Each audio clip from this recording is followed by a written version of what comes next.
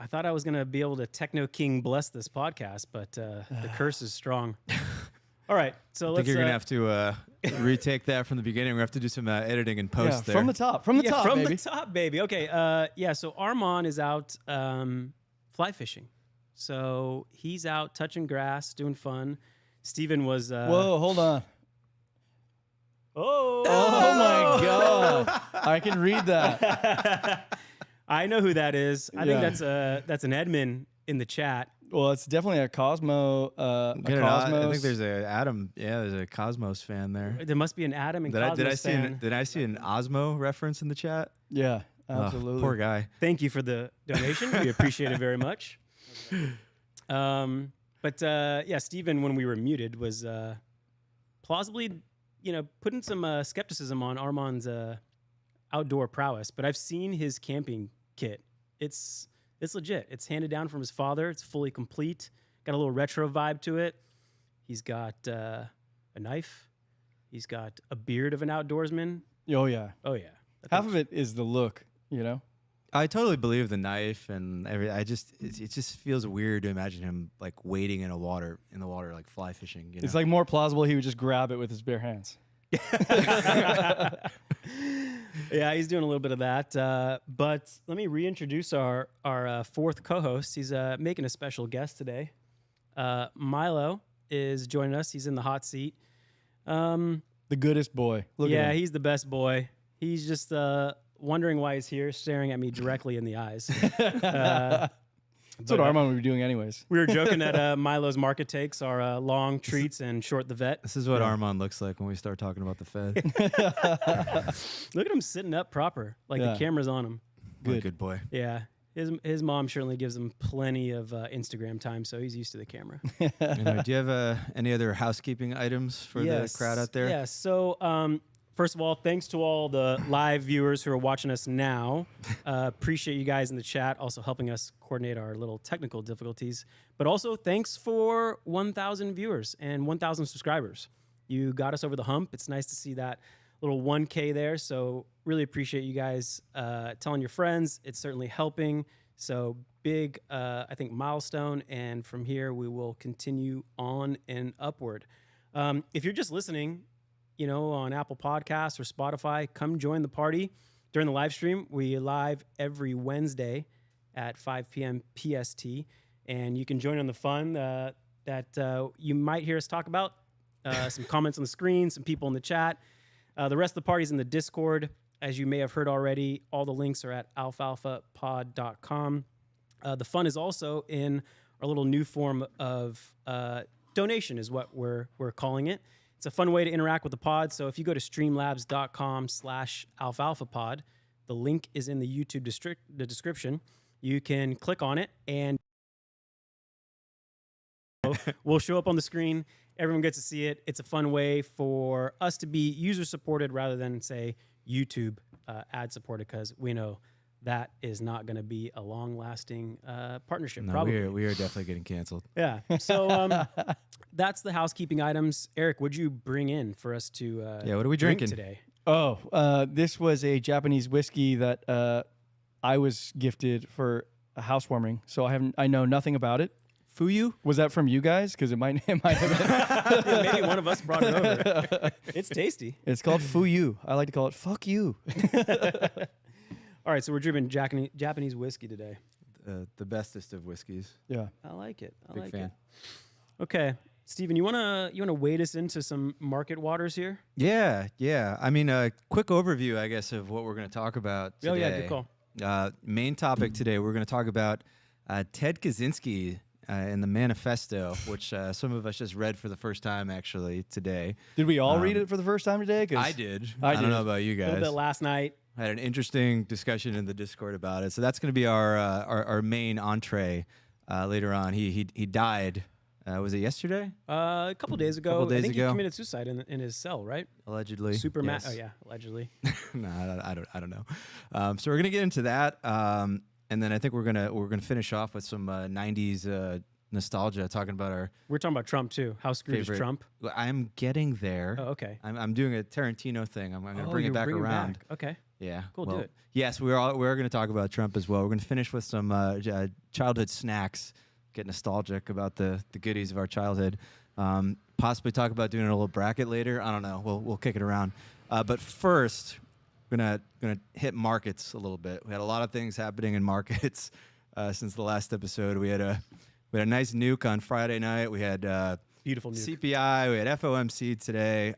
Lot to unpack. I guess you guys have any hot takes you want to throw out there? Not hot takes, but I'll tell you, I think the first time I put on this trade was in February. I mentioned on the pod during an Alfalfa round. It was a long Bitcoin, short ADA, and I closed it out Friday night because I happened to be in front of the computer after a long drive home back to San Diego. I think it went down to like ADA went down to like 21, 22 cents. The ratio, which is best described in number of sats because it's such so many zeros, but I mean, I think in a couple of days it went from like 1,200 sats to I think it went as low as like 860 sats. God, I hate sats so much. I know. I don't like it either. It doesn't sound fun. It sounds kind of dorky. Sounds so stupid. But you nailed it though. Yeah, so it closed.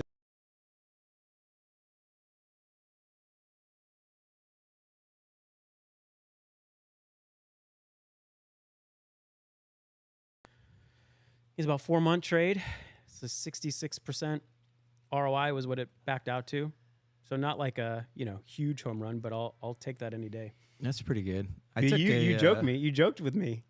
You gave me the what's it in Fast and the Furious when the two cars are driving, the Asian guy versus the young guy in the Jetta. He hits the NOS too soon, and the guy looks over. Too soon, Junior. You think I closed that too soon? I think you did close it too soon. I don't remember which episode it was, but it was a couple months ago. I think I talked about opening one of my higher conviction plays. I did basically long Bitcoin and then short a basket of altcoins during the height of the stupidity we had in the spring. I think I shorted Matic, Cardano, Avalanche, and Solana against Bitcoin. I think that trade is up about 70% right now. Not a bit. And yeah, I'm gonna still ride it. I haven't closed it out. I think alts look horrendous. It's kind of a weird time in crypto, actually. I think if you pull up like a Bitcoin or an Ethereum chart, it looks pretty good, I would say, zoomed out. But if you look at like Total 3 on TradingView, which is all of the coins besides Bitcoin and ETH, like, oh my God, it looks so bad. This was not the decoupling we imagined. Yeah. We have very decoupled. Like you pull up a chart of the NASDAQ and then the Total 3, it's just very sad. How about NASDAQ though, boys? NASDAQ God, is just to the moon. Up only. And I think we heard from Chairman Powell. They obviously announced they didn't raise interest rates, kept them the same. I think he gave the market some like leeway to run today. It seemed like they're going to do a skip, raise interest rates later, but we're clearly on the pause-ish. Yeah, there's no visible landmines, sort of in the near term. Yeah, they forecasted 2 more rate hikes, but I think the market can swallow that. And he didn't say. I don't think I felt him 2% or nothing. Like we're gonna for sure get back to 2%. It didn't seem like as hawkish as it could have been. I felt like it was like a mildly hawkish statement. I kind of think there's a good chance the market actually locally topped today, from what I saw in the charts. Hopefully that doesn't age badly in the coming days. It's been really hard to call tops because there have been none recently. But I wonder if the market is sort of like the dog that caught the car today. It's like, oh, there it is, the pause. And now what? Now what? Like sometimes when this happens, you see a top happen. I don't know. I've been saying I'm pretty bullish for a few weeks now, maybe over a month. I'm like losing track of time. Unfortunately, I bought crypto instead of stocks, but stocks have done very well. I don't think this bubble, if you even want to call it that, is over. And I want to get long. I've been looking to get. I bought a little bit of AI stocks like a few weeks ago when I started saying this because I always put on like a little bit of a position when I have an idea just in case it never comes back. But man, it has never come back to my starter position. Darius Dale the audience knows, we follow quite a bit. He had a pretty interesting stat. He said that markets tend to rally into the recession, especially when you have like a traditional recession where there's like a business cycle. So at the end of the business cycle,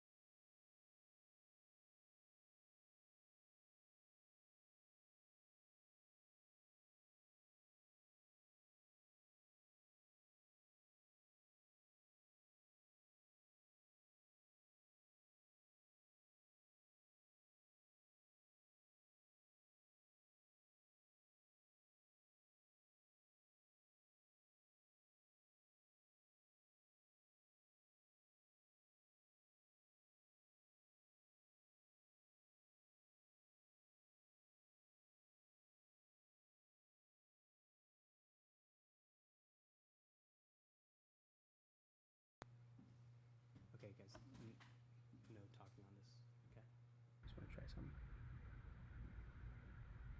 It's not even showing up.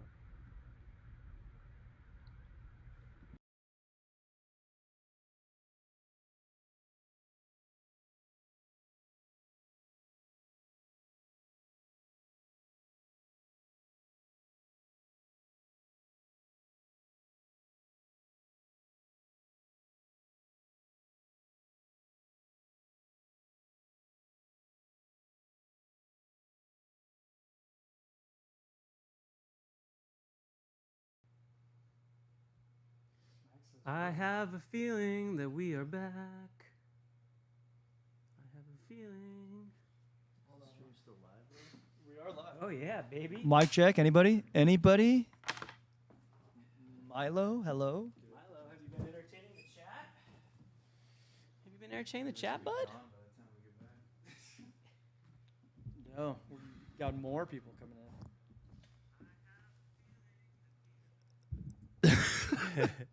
God.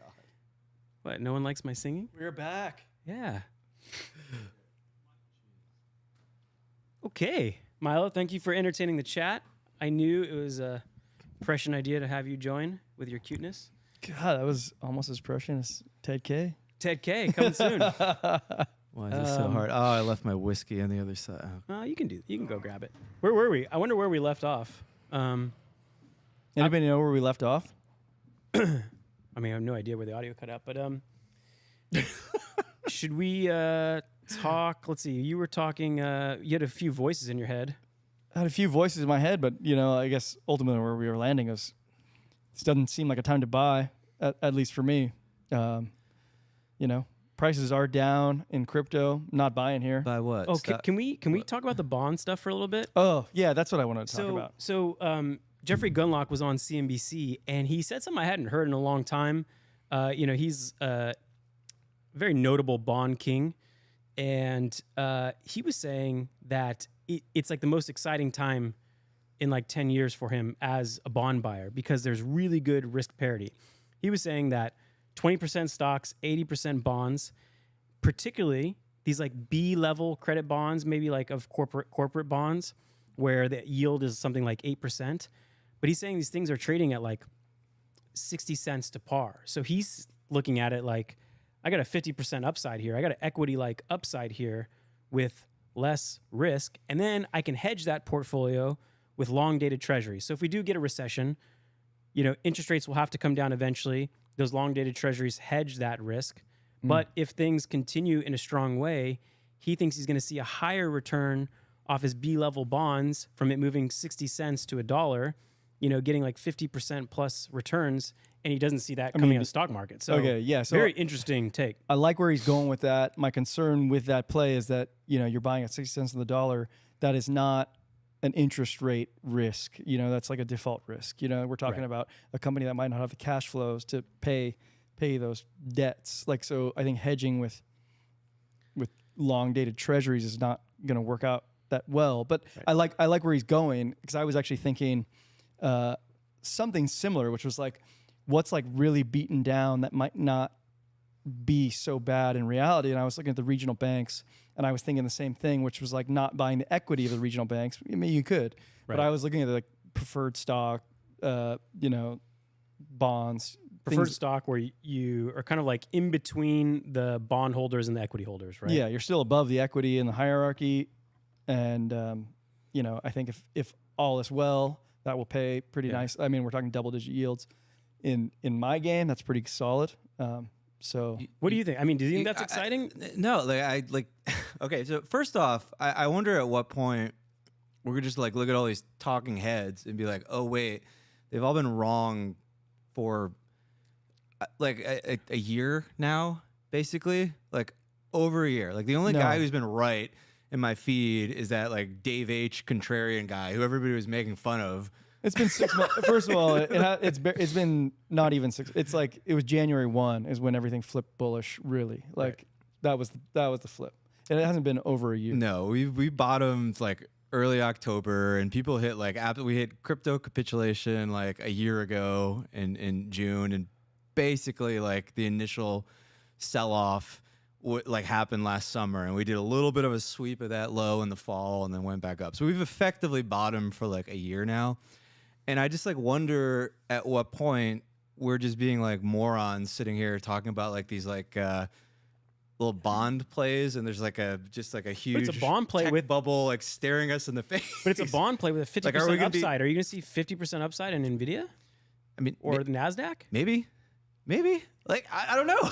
like at what point are we gonna just like look at the chart and be like, all right, it's not coming back down. That's you know? a fair question. Like, I just don't like buying here, and honestly, this probably could lead into a better discussion about valuations, whether they matter or not. Because when I look at the valuations of these like AI plays, I can't buy them. I can't buy them. Why though? Like why? Okay, Why? so do they matter? Like what? do valuations matter? Like, there are times where they don't. Certainly. When you say valuation, like when you're talking about something like NVIDIA, you're saying like you're talking about the valuation in terms of like its multiple over the prior quarter's earnings or the prior 12 months or what? Like, how are you defining that? That's a great question. And, like, I think you can apply that term, more pointedly in different areas, right? Like, I think that term valuation does apply better on something like NVIDIA than it does on something like ETH. Because like a stock has let's forget about ETH, right? I'm talking about when people say the valuation is too high, right? Yeah. What do they like? People throw that around. What do they mean? The valuation is too high, as in the company made this much money last quarter and it's valued at too much of that, or like yeah. What do you mean? Let's just isolate NVIDIA because I think it's like a good example. So NVIDIA is trading at, I mean, we could pull it up right now. I don't know off the top of my head, probably 37 times sales. It's trading at 250 times earnings. But the denominator is always changing, right? Like they're growing earnings, and they're growing earnings rapidly. So let's say they double the earnings. So now the EPS multiple is 100, So it's still rich on a relative basis. Let's say they double it again. It's 50 now.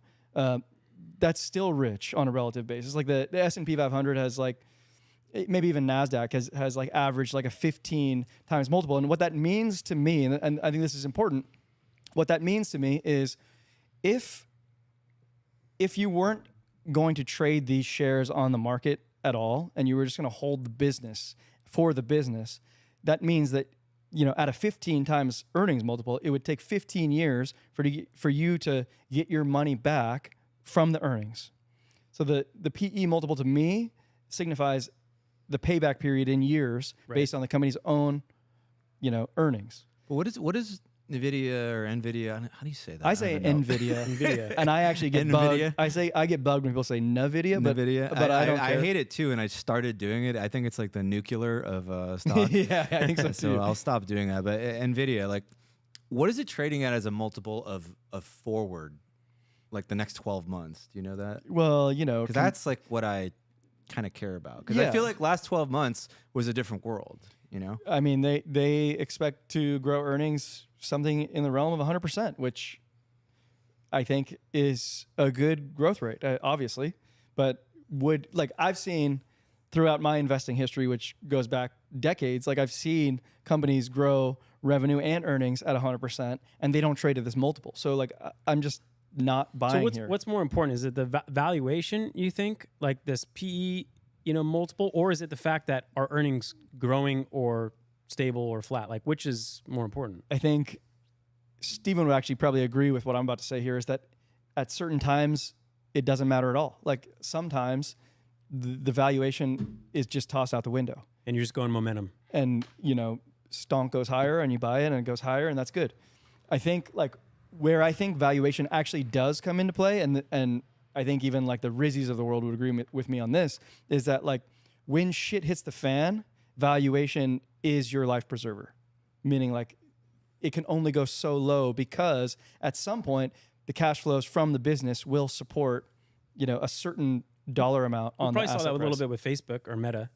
You know, like the valuation just got so low, and people looked at the cash flows and the future cash flows, and were like, I'm buying here. It's a It also very could've just obvious play in retrospect. Yeah, I know. I looked at the chart last night. And I was like, "You idiot! Like, you give them money every day, and you didn't even notice that." Like, I know. anyway, but it could have been that it just crossed 100, and that was like a psychological trigger for everyone to start dumping in around 90. Yeah, it could have been any number of reasons why the price went higher. But, you know, for me, the way that I invest, like, this is not a buy signal for me on these like high flying momentum things, because I think when you're playing that game, the future growth has already been pulled forward. Like all the future growth has been pulled forward.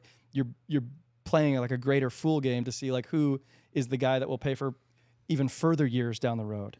So in these times where valuation may not matter, is sentiment a thing? Because I saw something, a few people I followed on Twitter mention it.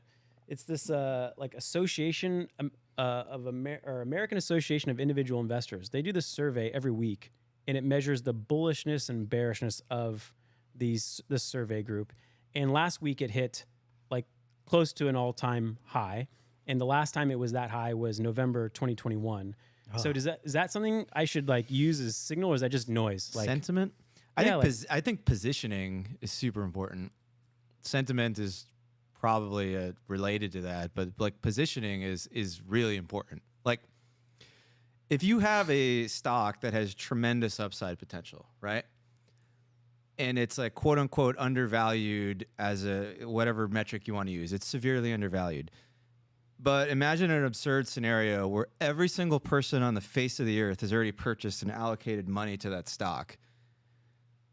It wouldn't like the price wouldn't go up because nobody is left to buy it, and there's only people left to sell it. And then the opposite can get true too. If everybody gets on the other side of the boat and just everybody has dumped something, like there's just nobody else owns it. So right? like, let's use that framework and not call it valuation. But I feel like valuation actually is a proxy for what you're describing. And let's just say, oh, really? I feel like they're totally different. Why do you think that? Well, because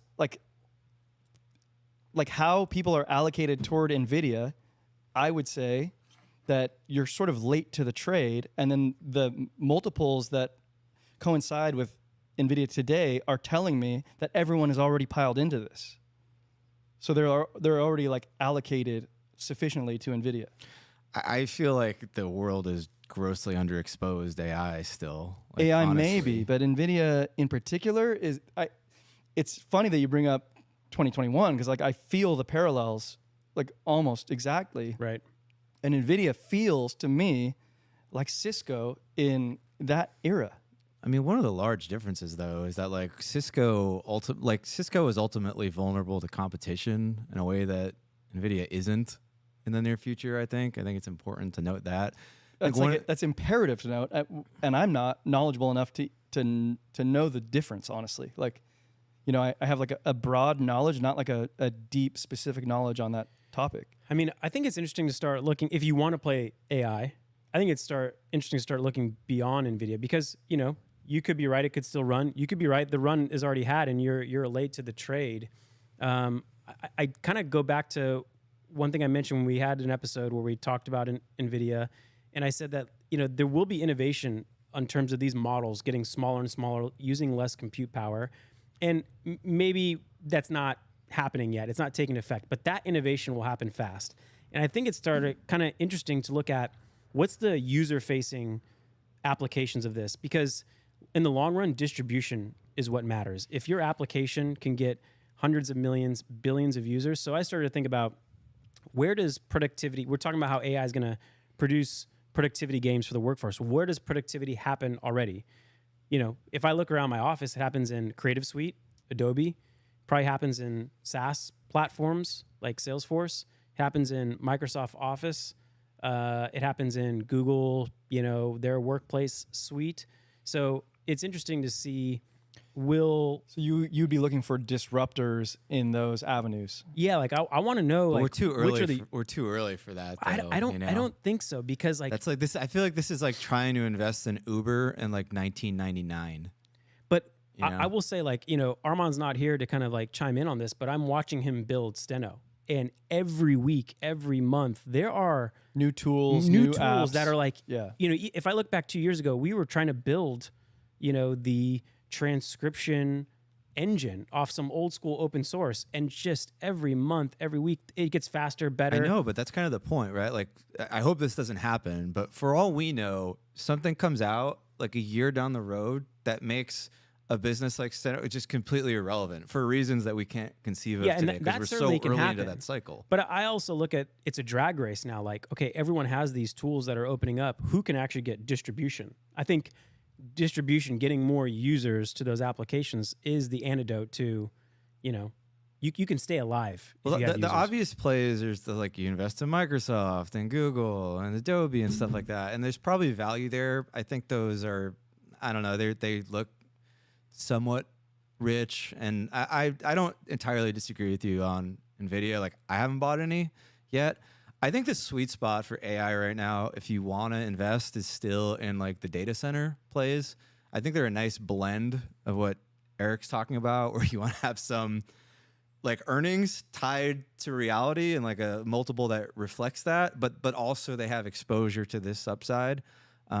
And I know that Citrini, who we talked about 2 episodes, I think, has identified this as like a very interesting sector because, in his opinion anyway, these things are actually still quite undervalued, even on like a fundamental basis there. So He was on a podcast that somebody shared in our Discord. yeah, he was on Jack Farley. What's it called? Really? Forward Guidance. Yeah, I like that's a that great pod. episode. I Yeah. think the title of the pod was "The AI Bubble Has Only Just Begun." It's or just something beginning. like Yeah, that. and which might be true. And Citrini was like kind enough to share some of his picks in that pod. So if you don't want to spend money on his Substack or whatever, like he does give some. Yeah, super alpha. good listen. I would highly recommend everybody give that pod a listen. I think if you do want to be exposed to equities right now and you're like a young person who could take on risk, I don't know, it seems like a great sector to be exposed to. It's kind of hard to allocate to in an intelligent way, which is why I think it's interesting to, listen to a guy like that or other people like him who've kind of laid out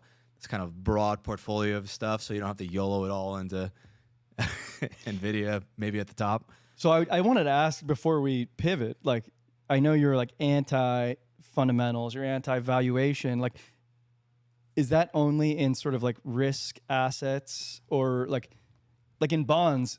That type of valuation makes complete sense to me. It's so straightforward. Are you specifically the talking reason about I am risk? anti quote unquote fundamentals is that all of my experience has taught me that there are like 3 people on, like if you're Bridgewater, maybe you are that good from a just pure analytical standpoint where you understand all of the components of the global economy to such a precision that you can kind of project what is going to happen and allocate on the basis of that. My experience has been that nobody knows what they're talking about. Like, a really fun exercise is to go to 2020 in your podcast app and just listen to a bunch of financial podcasts from like March, April, June 2020. Like, the vast majority of people you were listening to is telling you that everything was going to go down because of XYZ fundamental reasons. The bond market was totally wrong about interest rates. Like, this fundamental stuff is really, really, really hard. It takes forever to materialize. Like, I don't know. Like, I think as an investor, you kind of go passive and you try to just like broadly allocate to the beta of the market in a sort of, long-term way and then get the hell out. Or I think you trade. Like, to me, like trading and following flows and positioning does offer alpha that can be executed. Like, I get more information, honestly, staring at the lines on my charts than I do listening to a macro podcast or even like some services I subscribe to. And I subscribe to a lot of services, and they have it's just sounded like cope to me for like 6 months. There's like a new reason every single month why the recession's delayed, and there's like a bunch of like very smart traders I follow who in November, December were drawing lines on the NASDAQ up to right where we are now and be like, yeah, numbers are going to go here because lines, and a lot of information is reflected in those charts in a particular way that people seem to not be able to grasp by doing all these like models and fundamentals. I don't know. Like, for me, I think you passively allocate or you become a trader, and I think going into the middle and trying to calculate fundamentals is where you get wrecked. Well, I think like to your point, right? So I look at long-term sort of like ideas that I feel like I want to buy versus something I don't want to buy. I don't want to buy Nvidia here, but like before the crash, I told myself like at $1,700 ETH, I'd be in on that, and like so maybe that's something I want to buy, and maybe holding that long feels better for me than holding, you know, this like euphoric market that is currently pumping. Yeah, we promised a little, you know, altcoin meltdown. Yeah, So we can should probably switch to crypto a little bit? Let's pivot for sure. I'm curious on one specific one. If you comment, it's not an altcoin, but you had previously mentioned that 25K ish Bitcoin, if we broke 500, you know, might not be a good look. And I believe we like briefly today in the last hour or so kind of went below that. So where's your head at in terms of? I think the number on Bitcoin you don't want to lose is actually a lot lower. It's probably like 19.9, 20K region. Like if you look at the price of Bitcoin with like the eye of somebody who does TA or right, when we kind of hit that local bottom in the spring, remember after the Coinbase USDC fiasco, price moved up so rapidly, so sharply, and that I think was on the back of the BTFP stuff where the Fed injected all of that not liquidity into the system that the market clearly called BS on. And like the market clearly thought it was liquidity. I didn't at the time, but it's the market unencumbered. didn't. Yeah. So like, you know, the market is always right ultimately, no matter what you want to think about it. We moved super quickly through there, just went straight up, right? When that happens with prices, right, you tend to get a revisiting of those areas, right? If price is only sort of offered one way in a direction and just goes rapidly through there, just the mechanics of how this works is it's very normal to see price come back in and fill these gaps. Fair value gaps, ICT. Or just like a basic like CME gap, right? Where you have like a difference in the opening price on like the futures exchange of Bitcoin from one day to another. Like those gaps tend to get filled a lot. So it wouldn't be crazy to me to see price, even though that would like people would be like, that's the end of the world. That's a big drop. It's a 30-something% drop. 30% drops are just par for the course in crypto, to be honest. So I don't think that's crazy. It would be a little nerve-wracking, but I think we're okay above there still. And like I personally have like a medium-term bullish view. I do. It does suck to see crypto right now just getting wrecked as the NASDAQ just goes absolutely euphorically up only. But like we are at a period of like kind of maximum FUD right now. So this is pretty fuddy in crypto. I think like it was maybe your guys IRL buddy Robbie Brown or something in Discord who said like, man, when ETH was at 900, Steven, you told me to buy, and I was like, but it could go to 500. And I feel like that same thing is happening sort of now-ish, where it's like, well, it's at 1650, but we want 1400, or it gets to 1400, or we want 1200, and you can always play this game. But ETH looks sort of reasonable to me in light of, you know, what NASDAQ is doing. And right. Yeah, and it's reasonable in light of what is happening with the SEC. So it is a nice balance of those two things right now, I think. I do kind of think we're close to maximum FUD. And so if anything happens to lift this negative cloud we have rolling, hovering over us, and I do think there are a lot of things that could go in our favor at this point. Like it's almost like, well, how much worse could it actually get? I'm sure the DOJ could actually come after Binance. That would be bad. What about altcoins? Yeah, altcoins look fucked, to put it kind of. And this is one of the things that's confusing to me. If I look at Bitcoin and ETH, they look okay. If I look at most every other altcoins, like the whole altcoin market in aggregate, like there are a couple here and there where I could say these look good. But the market in aggregate for altcoins, like the non-Bitcoin Ethereum, it looks terrible. Like God help you if you short anything right now? Yeah, I'm short a lot of things right now. I mean, I'm short ADA. I'm short Matic. Long I'm short the majors, Solana, short the alts. AVAX. That's the play. AVAX, I'm kind of getting on because it's been kind of pretty killed at this point.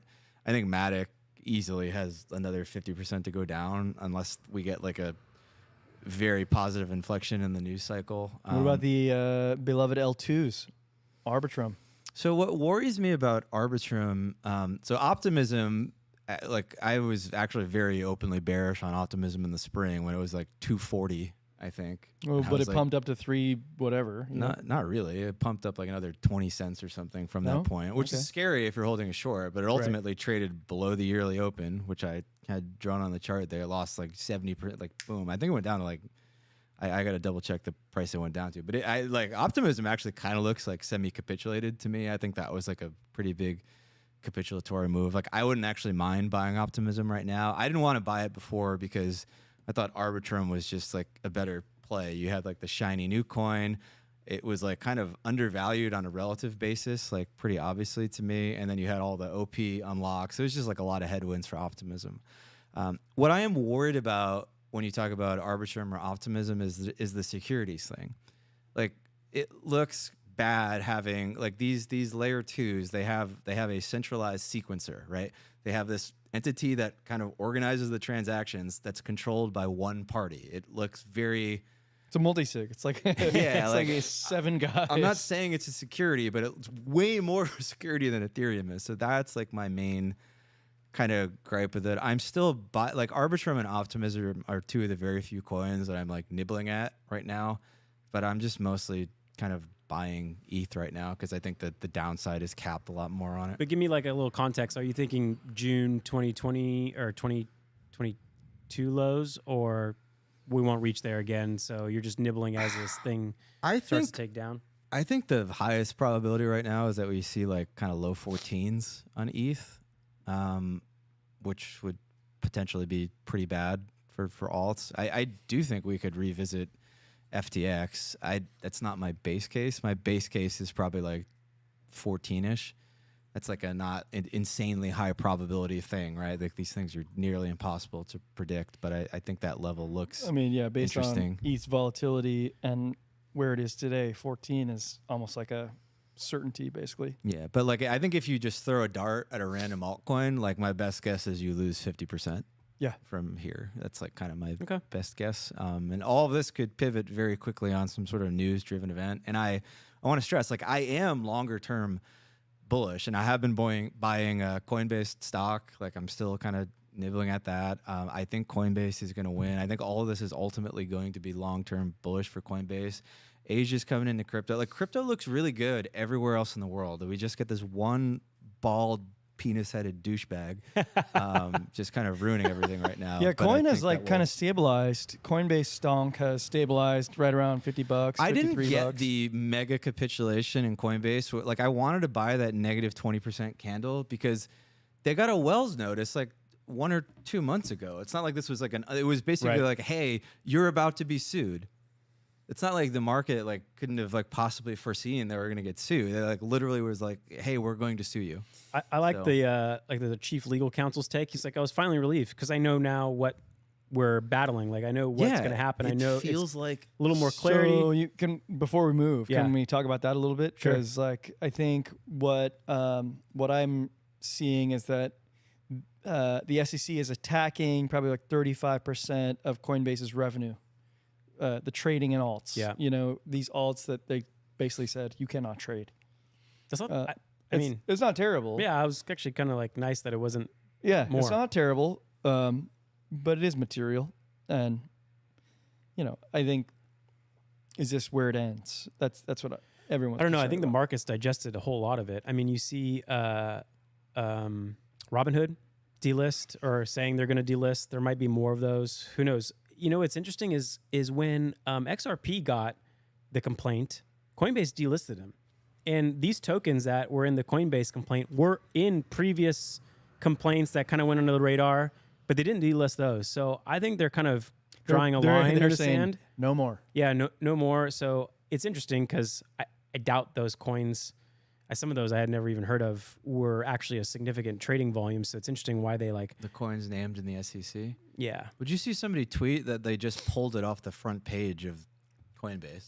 Like possibly. like all the coins listed in this, they're literally just the coins you can trade, and it was just their homepage. That was what they did. It was so it was so ridiculous. I mean, the whole thing just seems like it's just like You have to a imagine they're more gigantic sophisticated than comedy that. sketch. I would like to think they're more You sophisticated. would like than to think so, but it doesn't feel that way. Like they blundered a whole bunch of stuff about Atom, for example. Like they said flat out, just obviously incorrect details about the token distribution that you could have found out with like 3 minutes of research. Right. So I'm not too confident that they're really firing on all cylinders over there.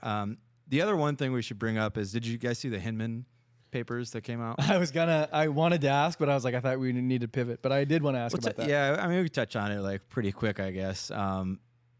He's this old SEC guy, had a speech in 2018 and pretty clearly said like ETH is not a security in this thing like multiple times. And the TLDR, I think, is that Gensler is in like a corner here, because if he argues that ETH is now a security, right, the only way to argue that it's really a security is to say like, oh, well, I changed my mind because it morphed into a security. Right. It can because start it started as like a non-security and it then went change. proof of stake, Yes. and now it's a security.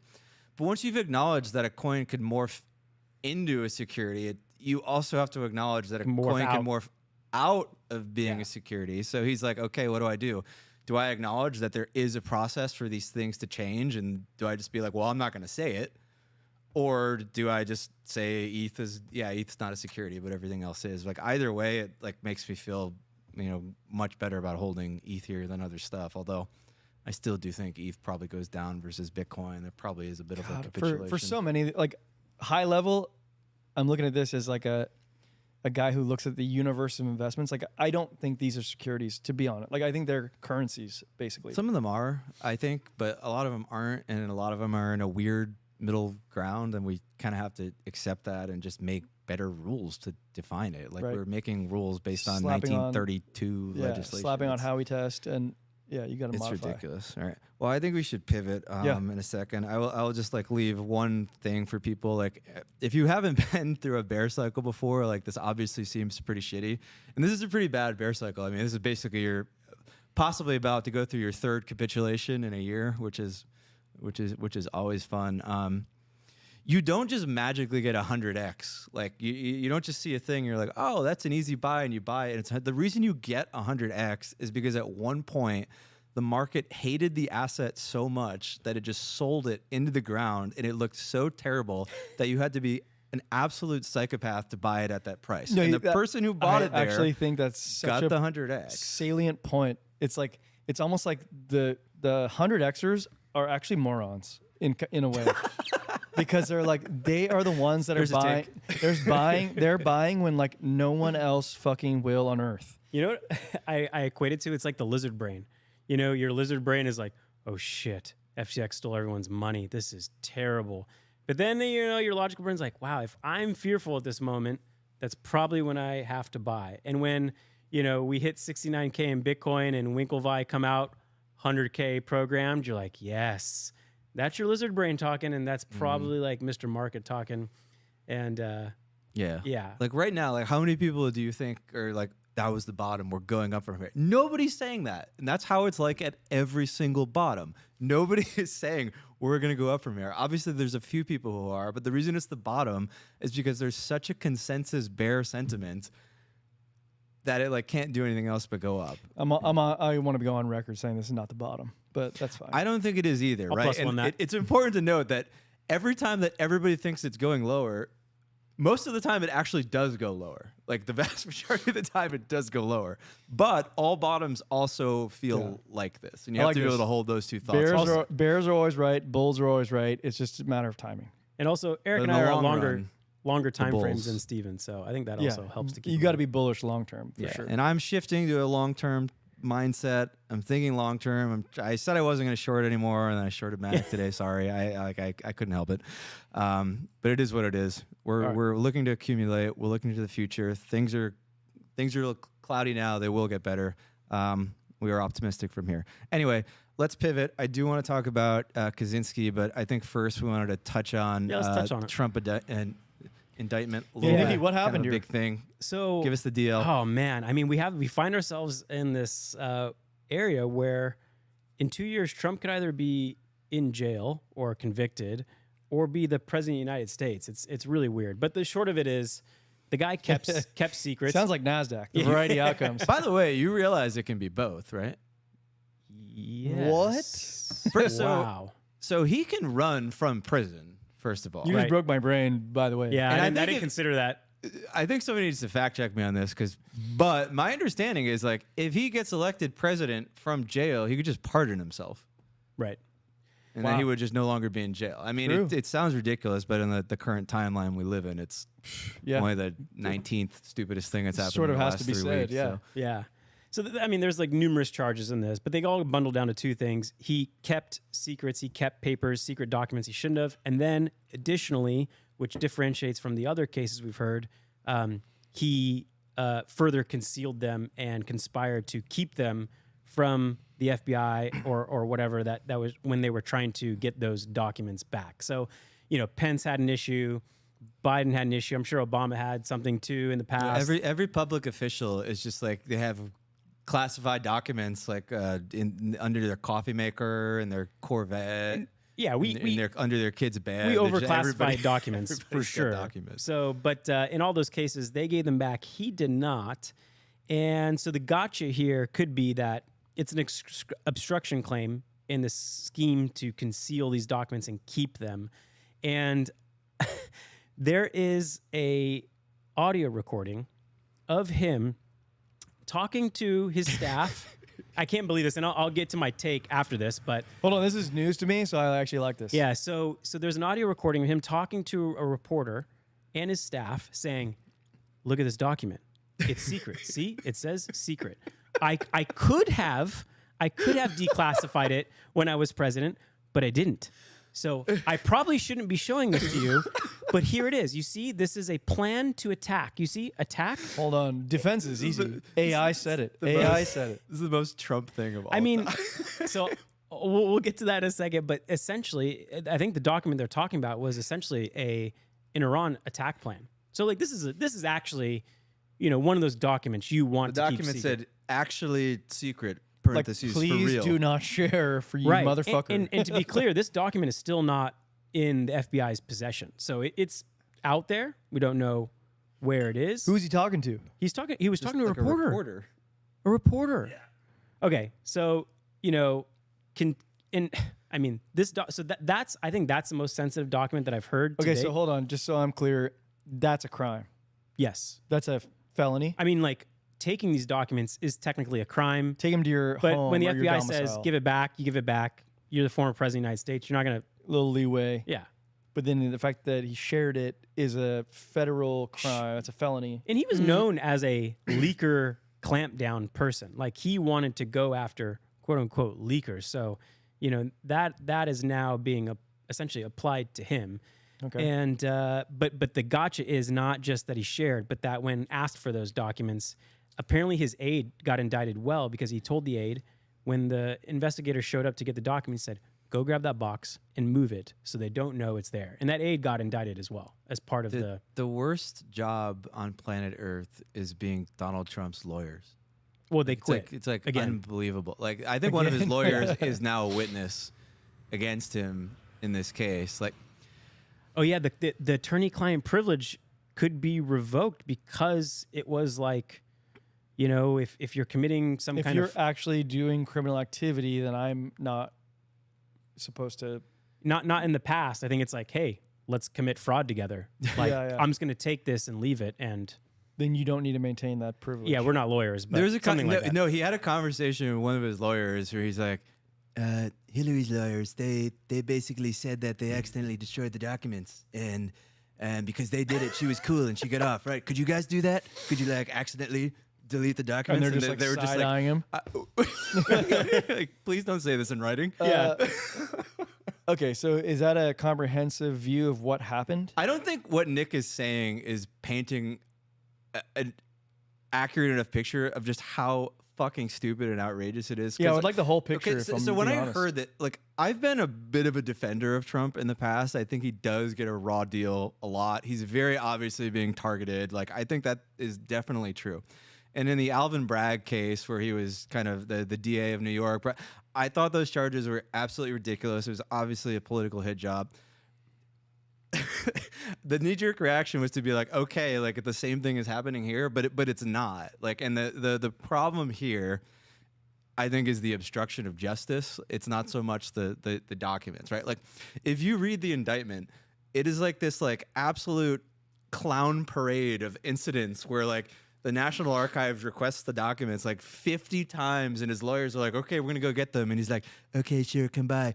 And then they come by, and he like has everybody hide the boxes, and the lawyers are like, we gave you all the documents, this is all there, but actually he just took some boxes and hid them, and then they come by again, and he like hides the boxes again, and it And you know, it's not. I don't multiple think it's because of times. nefarious reasons. He's just like a narcissistic idiot. Like, Yeah, I don't think he's actually planning on giving secrets to the Koreans. I think he's just like, I don't know. He thinks it's like a also, souvenir or something. But it's so stupid. It's beyond like, stupid. if when he has anyone brain knows that Mar-a-Lago is just a home of spies. Like, if you have a reasonable intelligence service, like one that can like put its pants on straight and like, you know, get to other countries safely, like you undoubtedly, even allies probably have spies just lurking around Mar-a-Lago, if not trying to so become true. employees there. And so it's just ripe for it. And this is where he's like brandishing, showing off, like show and tell at school, like, look what I got. I got a war plan that my generals made for me. And I think in that case, he was trying to prove that, like, I didn't say attack Iran. My generals said it. Here's proof. They drew this up for me. It wasn't me saying it. And, you know, I got to say, like, out of almost any politician, Trump steps on his own dick more than any other politician. Yeah. And it's kind of depressing to me that the 2024 election is going to be about his indictment, the trial, the dragging of it on, and you're going to rob the American public of a proper debate about the issues. Well, and that's where who should be the president. That's where I wanted to ultimately go with it, is like, where does this lead to for us, meaning the voting public? Like, if he's stepping on his own dick, you got I don't know, DeSantis, who's sort of been labeled as like a Trump wannabe, but like hasn't, you know, and then you got on the Democratic side, you got an incumbent who is too old to even speak, but then you have like the party that like doesn't want to, you know, sort of infringe on his incumbency.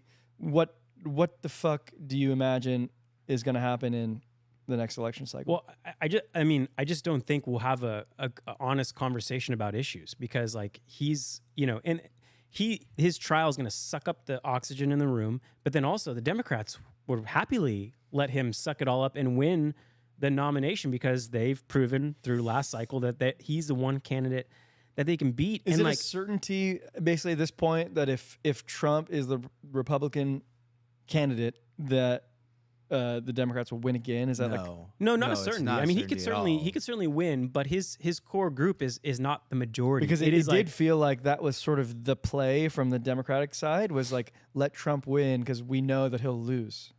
I think Trump has a worse chance of winning than like DeSantis does, for sure. But like this basically cements, like, it's really shitty because it cements Trump winning the Republican primary and like losing the like. There are no independents running around in the country. Like, you have to win independent votes. There's no independents who are like, yeah, this guy's really electable now. Like he's been targeted for federal investigations, and that really. But like in the R side of the ticket and the primary, it's like that whole like I'm being targeted thing like really plays up. But he got a bump lot. in the polls on indictment day. Oh, And like this is one like point. this is like shitty if you're in like crypto like we are, because you really want like a DeSantis to win, or Yes. you want DeSantis to be competitive to the point where the Democrats like realize they can't run Joe Biden from his basement again, and then they like have to put somebody else in there, and then maybe some reasonable candidate gets nominated on that side. But this is, I don't know, this just looks like another, Nick said it, it's just going to be another election all about Trump. There's going to be no discussion of issues. It's going to be another And thing on he gets Trump good, elected- Trump bad, and then if he gets elected, his whole presidency, and that's why I don't understand why the Republican Party doesn't try to like abandon ship on him like convincingly. I mean, certainly different politicians have, but his presidency is going to be like this document situation. Just like it's not the him party though. fumbling it's and like he like has like the hearts of the people. And that's he has the parts the of establishment. He has the doesn't hearts want of his people. right. But His don't people. you find it frustrating that let's say we're their group, we're part of that silent majority, that you as the constituent have to defend your politician consistently. You're constantly on the defense. Shouldn't it be the other way around, where the politician is defending the constituency? Yeah. And it's just so frustrating. That's a great point. I don't know why it got flipped. Do we? And he even says it. I'm the victim. Defend me. He's not even saying like I'm gonna be president and defend you. When he won, his shtick was like, they're not coming after me. They're coming after you, and I'm standing in the middle. And I'm the only one who can fix it. I'm in their way. And now his shtick is, they're coming after me. I need all of you to jump in front of me and take a bunch of bullets from me. Okay, hold on. You guys, not as compelling. can I like try to simplify a lot of this? Because you guys, I would consider the two political analysts of the Alfalfa podcast, and I am so middle curve on this. But, you know, with that being said, there's like way deeper middle curve than me. So like, I'm going to bring up my wife here directly after. Did you just call your wife? No. I'm just going to bring her up directly after. And she asked me today, she goes like, hey, so it just seems like there's a bunch of morons that are going to be running for the presidency. And I was like, well, yeah. Yes. But I was like, but I don't actually frame it as that. Like I frame it as a war, like a war between two parties. And the outcome of the war is to get elected. You know, that's how you win it. And like all you're trying to do is trying to promote the candidate that has the best chance of getting elected, aka winning the war. And I think like when I see Trump here, it's like, okay, well he has like this staunch 35% or whatever that like is unwaveringly Trump. And then you go with somebody else, and it's like, well, we don't know what their unwavering, support is. But we hope to get some of this like, middle sort of like radically moderate alfalfa type that would say like, oh, well, I would support these policies that you subscribe to. And it's like, well, that's an unknown. And it becomes hard.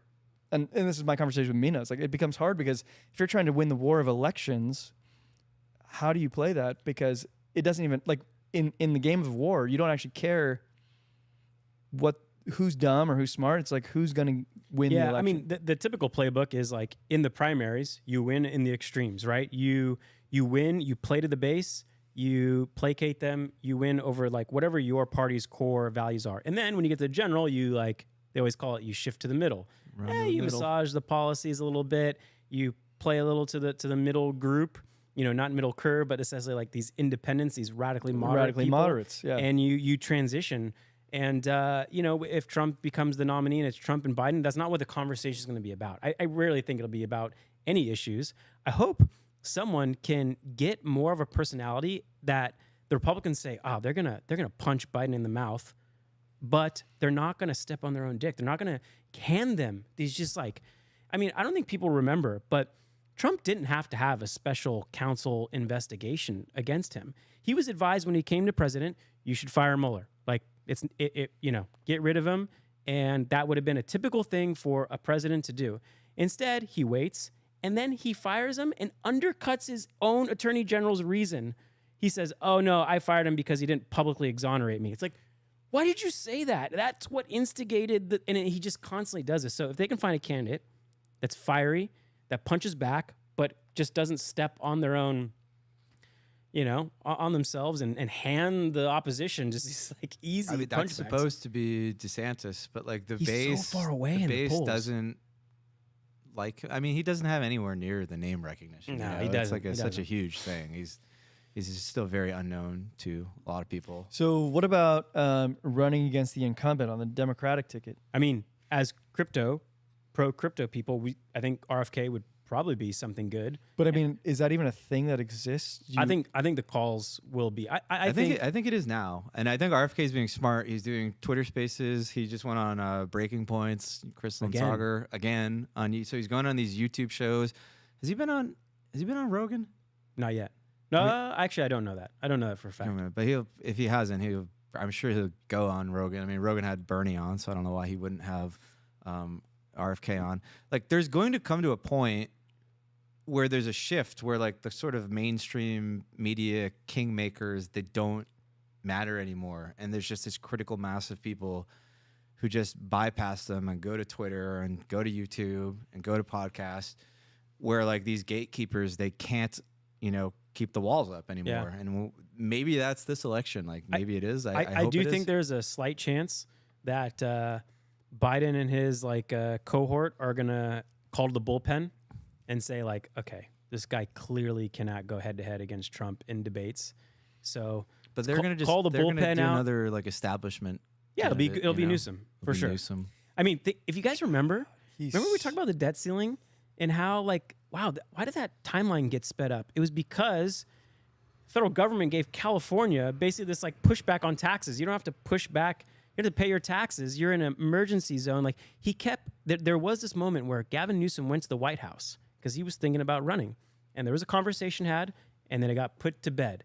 Okay, hold on. Gavin got some things. He shut up, but I think he's the guy in the bullpen who, if the time comes and Biden's like, you know what, I just can't fucking. You know what's fucked up, guys, is that you guys are the political analysts. You know all this shit, right? But I saw Gavin Newsom in 2012, 2014. I'm like, this guy's gonna be a president. He just has the look. Yeah. And it's the look, same mid fucking take that I had on RFK that said he's not electable. I don't It's think you're wrong about it's that. It literally matters. just that's what it is. It matters. It does. Unfortunately, I wish it wasn't the case, but Same. It definitely does. All right. Well, we could talk about this forever, but Yeah, I think we let's should move on. probably let's move on to our let's get to the meat of things. So Ted Kaczynski died a couple days ago. More notoriously known, I think, as the Unabomber. He hung himself. Yeah. So Yeah. I see no reason to doubt that narrative. I know we've been conditioned to think that Yeah. Everything's fake at Everybody this was point. suicided. Everything's fake. But yeah, that's the thing. He's dead. We were all alive in the 90s. I don't know. Do you guys remember this kind of I remember it happening. It was like a weird time. People I do. Talking about I heard about guy it. mailing pipe bombs, and it was I think crazy. it's kind of interesting. We could talk about the terrorist stuff, but to set him up, I think it's interesting to talk a little bit how this guy was, as a young kid, was pretty fucking sharp. Oh, I'm getting there. Okay, yeah, I'm get getting there, 'cause, Let him go. Let him cook, baby. Yeah. Right. So just want to make sure people know what happened. Right. I think he killed 3 people, maimed another 20 or 25 or something like Yeah. that. It was a big deal. It was back in the fucked day. up. He went uncaught for 15 years or something. I think Crazy. 20 years. Yeah. He was living in a cabin in the wood, not even a cabin. Do you remember that tiny hut in the drawing of woods. him with the hood on and the sunglasses? Yeah, that that's was crazy. fucking everywhere.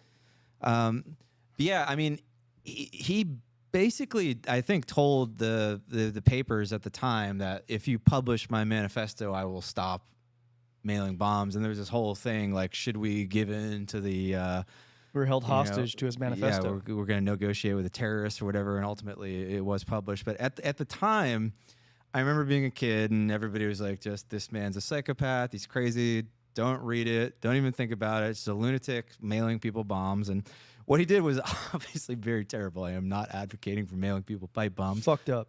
Very fucked up. Fucked up. But today, I actually did read his manifesto for the first time. It's like a 58-page. Yeah, we want to kind of explore the banger. ideas of his, Yeah, not so I his would like activities. to separate the actions of the man, which are undoubtedly deplorable and just horrific, with what happened in there, and try to, because we like to try to delve into some messy gray nuance on this show. Can I also add in? I agree, because that was my initial intent, was to separate the ideas from the man. But then as I read more and more, I began to recombine them, and I was like, hold on, no, this the man, his motives and his ideas do intersect. So I don't want to just completely separate All right. them, because I'm very conflicted here, because ultimately guy was fucked up, ideas are good, but let's continue. Yeah, But by the way, had you guys read the manifesto no, I before hadn't read today? it before. I had read the fucking headlines of the manifesto, which is another gripe of mine. I had not read the manifesto. The gripe I have with that is that those have a mismatch. Yeah, I knew at a high level that he was sort of anti-technology and its impact on society. That was as much of the sort of anti-modernity. shtick that I absorbed, Yeah. but I never. And I think it is very important. If you want to, actually parse an idea out. Like you have to go to the source material. Like we always want to just read somebody's take on it on Twitter, or like, you know, a teacher teaches you something about it. And it's no substitute for like actually reading what somebody wrote and just thinking about it on your own, as much as it takes a lot of time, because I think we've seen there's just a million examples of people twisting words, reinterpreting things. Like they have an agenda and they're filtering what they read or hear, and then they're pushing it out to you through the frame of their agenda, and then your impression gets this colored. is like a perfect example of that. I have some notes on his like earlier days before he published it. Yeah. Just give some quick bullet points, because this man was no like just random crazy homeless psychopath Yeah, and guy. I think it sets up the why we want to talk about his ideas a little more outside of his like, you know, terrorist actions. But I mean, as a kid, he was like off the charts intelligent. So he'd take an IQ test at the time because he was so smart. They were curious, and he ranked up there with Einstein and Hawking. And I think at the age of 16, he enrolled in Harvard for a mathematics major, and he went on from there. He got his MBA, or not his MBA, but his master's and PhD. He wrote like a PhD in some geometrics functions. I mean, it was a pretty dense mathematics thing, but I mean, it got accolades from his colleagues and his peers, and it won best math dissertation of the year. And then he was like, I think one of the youngest math professors at Berkeley. This is at age 25. So this is like us 12 years ago. He's like quite accomplished in his career, you know, mathematics professor at Berkeley. And then in 1969, he just quits. And that's when things start to shift. He moves to a house in the woods in Montana, no electricity, no running water. And people say that's when he became a madman. But also some people say his time at Harvard, he could have became a madman because he was part of some experiments that were pretty traumatic. Yeah, was he a part of the MK Ultra stuff? So his professor had some connection to the MK Ultra experiments, and that's where they fed people drugs to see if they could be used Like to mind control. LSD. Yeah, LSD. But part of that was not just the drugs, it was a direct and intense psychological bashing. And so I think the experiment they had him do was, hey, write about your view of the world. And then they consistently and intensely psychologically abused him to the point, like, why would you write that? And people think that like maybe that's the point he kind of turned and became a madman. I think he's quoted as saying like, it didn't have that much effect on me. But he did describe it as like one of the worst experiences of his life. So it's notable that he had an MK Ultra-ish. Yeah, sounds like fucking Guantanamo or something. Yeah. It wasn't physical torture, but anyway, I think that context is important when kind of we start to get into this manifesto. Another thing is he wrote this in, and we're going to talk about his view on technology and its impact on society. But I think it's important to know. 95, right? 95. Well, hold on. It was released to the Washington Post in 95. Right. But these ideas were built over a long period of time. Yeah, so in that point, time yeah. it was published, the internet was at its infancy. Computers were not in every home. There was social media, obviously. Yeah, obviously, and like the cell phones were, Michael Douglas Wall Street No style. cell phones, basically, like yeah. huge, yank out the antenna. Like TV and radio were the mainstream. So no YouTube, no podcast, no messaging platforms. And this guy, as we'll talk about, had some pretty clear views of how technology will impact society, and they might have come true. But it's crazy that he even had these ideas before. Well, I think it's technological clear society is as it's we know clear that the ideas came true. I want to know the what you guys feel about the after effects. Well, do you think that? Do you want to give like a Summary? or like a brief? We just go like 10,000 foot view. All right, I give of like the a few bullet manifesto. points on like key points of the manifesto. Yeah. So one is this technological progress, this revolution of technology creates social and psychological problems for the human psyche. He argues it rips at the human soul, that it causes things like depression, it causes feelings of powerlessness and hostility. So that's one. And even before that, I think like he starts off with a sort of perspective on like what creates like human fulfillment. Oh, you're talking about the power cycle or the power process? The power process. Is that what he calls it? I mean, he almost invoked almost like a Tony Robbins. Like he was saying that like humans inherently have this thing called the power process in which you set goals, you take actions to set goals, and you have agency to accomplish those goals. And he said that like just like a dog, Milo, who has this innate desire to chase things and hunt them down, and just we have that same kind of innate desire to do. And when and then as he's going on to these other arguments, he's saying that the technological progression and the bureaucracy and authoritarian tendencies it brings on us, it clamps that down. So yeah, he introduced this framework called the power process. You could describe it like a personal development thing, or just like I think he describes it as a innate thing of like human psychology. He goes on to talk about like how technology erodes freedom, and I think the best way to summarize this bullet point is he says that some of these ancient authoritarian civilizations, the individuals there almost had more freedom than we do today because they didn't have all the tools and technology to monitor, manage, and kind of control potentially. Well, backing up one step too. Yeah. I think his idea was a lot of this power process, like a lot of these goal setting and accomplishment was rooted around like ideas of like survival and thriving. And I think he sort of said that like there are elements of technology that sort of rob us of that in a particular way, and thus like rob us of that like essential power process, right? Right. Like if we don't throw the ball to Milo, he doesn't get that feeling of like chasing something down, grab it, bringing it back to the tribe, and I think he's kind of saying that like we're not throwing the ball to the humans anymore. They don't have anything to run and chase, and it goes back to that survival instinct, and it's being compressed and suppressed. He talks about this thing called over-socialization. Yeah, that's a really Holy interesting shit. thing. We'll talk about that one, but yeah. essentially he's talking about what we call on this podcast like wokeism. Maybe I'll go a little further and interject my own views, but wokeism, or just like a mind virus on how wokeism is the left version of his over-socialization, but it's not like a uniquely left phenomenon. Right. But it is very prevalent, I think, in society today. We'll talk about it more later, but like that one was a real like, whoa.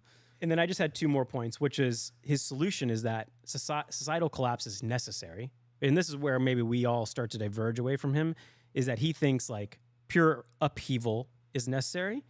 And then there's another part where he's like, we need to return to nature. And he kind of lives this out because he's out in the woods in Montana, like living on his own, living off the land. But in general, he's saying that like humans need to be in nature, and they should be, and it provides good psychological needs. He talks about how urbanization and crowding people together does something to the psyche that's not healthy long term. So I don't know. Those are like the 5 or 6 bullet points. There's one more bullet point I would put in there. Is this concept of surrogate activities. Yeah. I loved that too. It was sort of in that like power process. It's like a part of the power process, but so without the power process, there are other things that you do to sort of seek fulfillment there. Like when the technological state sort of robs you of your individual autonomy and your kind of base need to go survive and conceive of, pursue, and accomplish goals, humans substitute other activities to derive this meaning. Like getting work, good at hobbies. Imagine getting good at social pickleball. causes. Like this is like a fully autonomous thing. This is like all on me. Like I want to get good at pickleball, and this is like outside the scope of like primitive life. Well, I obviously thought about pickleball when I read this. And I was thought like, about that's thought like about what all I'm- of mine. That's what I'm doing here. I'm substituting Yes. some more deep, meaningful, like kind of survival or base human instinct thing with this other activity. Exactly. So yeah, that was a really eye-opening thing to me. I mean, I'm trying to think where we should take this to start. Like, do you have anything that did anything like super jump out at you? Yeah, I guess I wanted to ask you guys, like, what was your just overarching response? Because when I first read this thing, and granted, I only got like 2/3 of the way through, but when I first read this thing, I was like, this is one of the best pieces of writing I've ever encountered in my entire life. Because of its predictive value, or because of like the way he structures arguments? It's structured in a very I think it's the rhetoric, the logical way. structure, but I also think it's just like just the ideas themselves are correct. You know, like and again, I'm separating the merit of the ideas from the merit of the man. But I did combine those again at a later point. But like I think the merit of the ideas are sound. Yeah, I mean, obviously, like, he rationalized his killing, saying that, like, well, my manifesto will. He probably was thinking my manifesto will be read if it's from a serial killer, and if I just publish it on its own, and that's where. Yeah, what's interesting off the is in the rails. manifesto, he doesn't really like call other people to direct To violence violence, or right. anything. He doesn't even have like a specific prescription. Like he makes some observations about the technological state. Like one of them is that it is so pervasive and inevitable that like the idea that we can moderate it in some sort of way is foolhardy. Like Yeah, you know. he mentioned specifically. I forget. It's like, I don't know, paragraph 120 something, but it's kind of what Kevin And keep Kelly in was mind, saying. this is like mid '90s. This is way before big tech. Like big tech doesn't even exist. Yeah, yet. Facebook- Internet Like, is there's not even no here. internet yet. Like it's like we're still like the radio is still a thing. He when talks he's about it writing like this. Kevin Kelly does, the inevitability of it, the progress of it. That he argues that it only moves forward, and to him that's a threat because you know technology only progresses, and to him he's like that's scary. Kevin Kelly's like, well, that's optimistically good. Yes, I feel like that's just the opposite side of the same coin. Right. One's an optimist and one's a pessimist.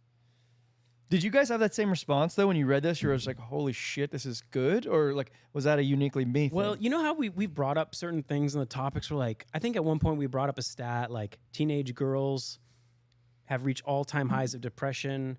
Suicide is kind of like out of the norms for that age group. And we've kind of said, you know, there is this something about social media where you're constantly comparing yourself to everyone. There is this impact on the psyche it has. And I felt like he had this answer for he had that specific he had you know, that case. answer for that no one else had described to me even in the 40 years since. Like Right. I think he just sort of nailed it. Yeah, I mean, did you? I mean, we were texting back and forth, and I think you might have even used the word almost prophetic, right? Like in terms of Yeah, his- this thing reads like it was written yesterday. And again, like you have to think about how much the world has progressed technologically since this was created. I think some of the stuff he says, like you might take it for granted, but at the time it was like, that's not a thing. And it's not just prophetic in its like kind of view on technology. It's also very prophetic in its view on politics, and with leftism specifically.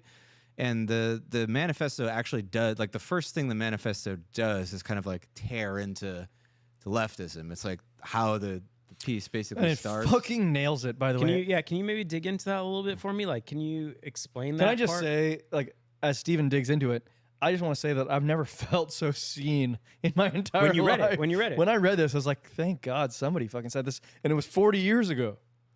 Yeah. So the glaring oversight here that people are going to think listening to this is that like, well, this guy sounds kind of like a far right fascistic guy. He's just kind of mailing bombs and it's like, and I think that is true. It's definitely true in the sense of the word. And this paper does not really do any critiques of the right. Right. So I think we can acknowledge that and acknowledge that there are definitely critiques to be had there.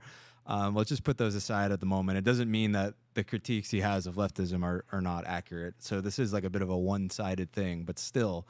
The very first thing he writes in the paper about modern leftism is that almost everyone will agree that we live in a deeply troubled society. One of the most widespread manifestations of the craziness of our world is leftism. Wow. That's how he like opens it. Like, Calls it so out. he clearly thinks like this is like a big deal. He's devoting the beginning of the manifesto to this. And again, this is 1990. This is probably like 1993. What I liked is that leftism. he actually defined leftism to his definition. And he even 'Cause that's a broad umbrella, right? So what does he mean? yeah. So he actually I think he delineated. He's like there are people that are more socialist. There are people who are more this or that. And he's like, I'm specifically talking about the politically correct. He also type. even had like he also ends the thing with like a little statement like, "Hey, I'm not talking about all of you guys. I realize you're not all the same. I'm just making a broad statement on average, you know." So, which I thought was kind of funny because he acknowledges that like this isn't literally everybody, but he's talking about the politically the correct direction one. of this sort of, you know, ideology, this segment of left ideology, this far left directionally speaking, and he focuses on that. And like God, like he had, I don't even know where to begin. Like some of the lines in here are kind of crazy. Like there's a line in here where he talks about the manipulation of language. and the examples he uses are kind of funny at the time, like the words that were being changed. I don't know if you guys have it on you. Like, oh yeah, here. So he's lamenting about like, like, well, he's like, we can't say broad and chick anymore, even though they're just the feminine equivalents of guy, dude, and fellow. And it's like so he's a bunch of stuff like that. You call Animal rights activists have gone so far as to reject the word pet and instead on its replacement, animal companion. And I was like, oh man, if you only knew, brother. where we were headed. I mean, you call this like semantic overload, in the past, where they kind of use language to pit people, to one side or the other. And if you don't use the right language, you fall on one side or the other of the coin, when that may not, and obviously is not true. It's sort of, I think semantic overload is like very adjacent to this, but it's like a nuance. It's like when you use a term that is sort of like incomplete in its description, like defund the police. It's like this kind of, it can be interpreted in these two polarizing different ways by two groups, and inevitably they sort of clash over it. Whereas what Kaczynski is talking about here is like the changing of the word homeless to unhoused person, or we're changing the word triggered to something else. We can't say grandfather anymore, but like whatever. Yeah. All lives the new matter. flavor of the day is. All lives matter is it's a good example of semantic overload, I think, actually. But he's talking about like the capture of language here, and where's this line? When someone interprets as derogatory almost anything that is said about him or about groups with whom he identifies, we conclude he has inferiority feelings or low self-esteem. This tendency is pronounced among minority rights activists, whether or not they belong to the minority groups whose rights they defend.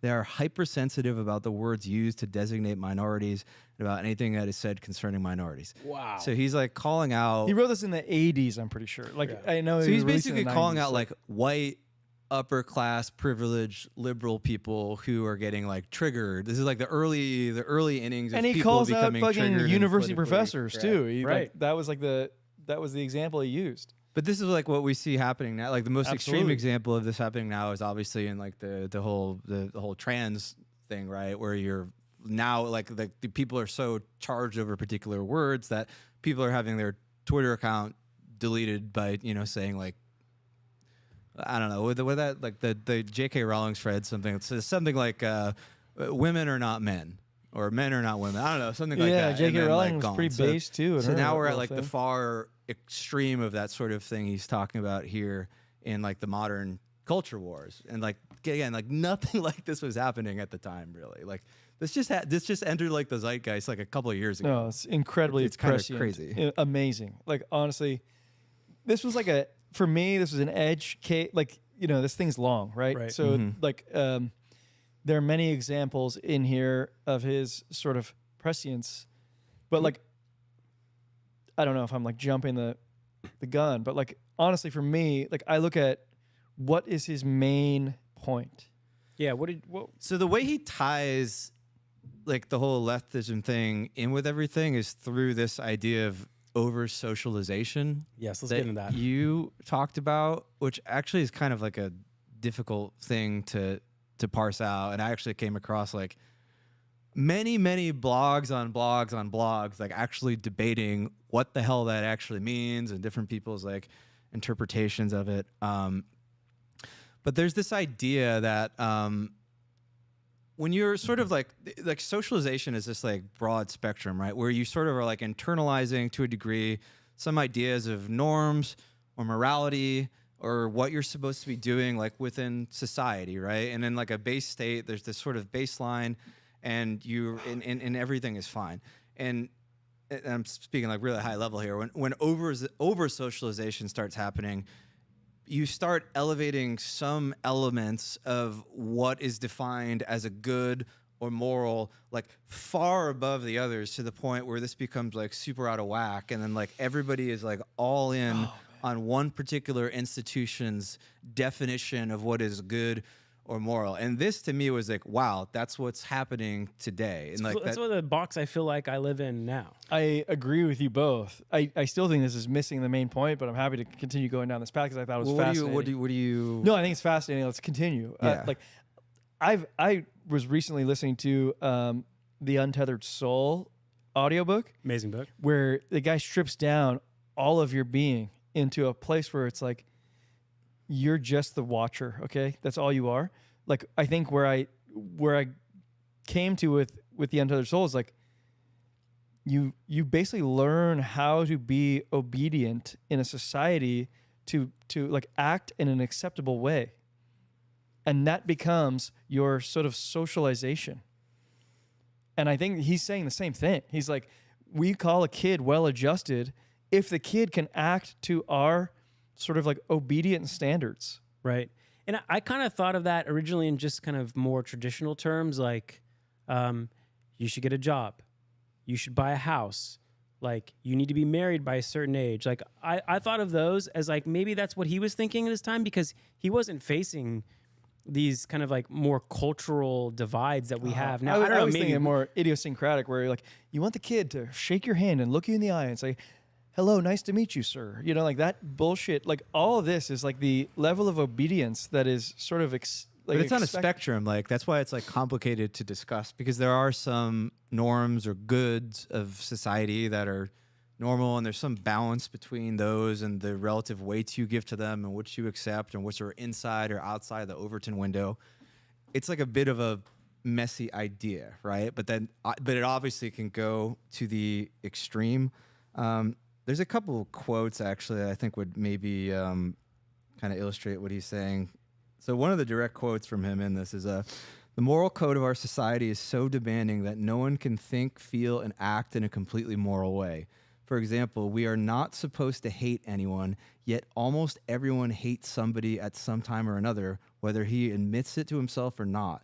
Some people are so highly socialized that the attempt to think, feel, and act morally imposes a severe burden on them. In order to avoid feelings of guilt, they continually have to deceive themselves about their own motives and find moral explanations for feelings and actions that in reality have a non-moral origin. Wow. And I think the way he ties this in is like, so to focus on the leftists, right? Because that's what he's focusing on here. He would say that technology and these elements of society have like stripped people of this sort of base sense of meaning and power that they have, and they feel sort of insecure and like disempowered.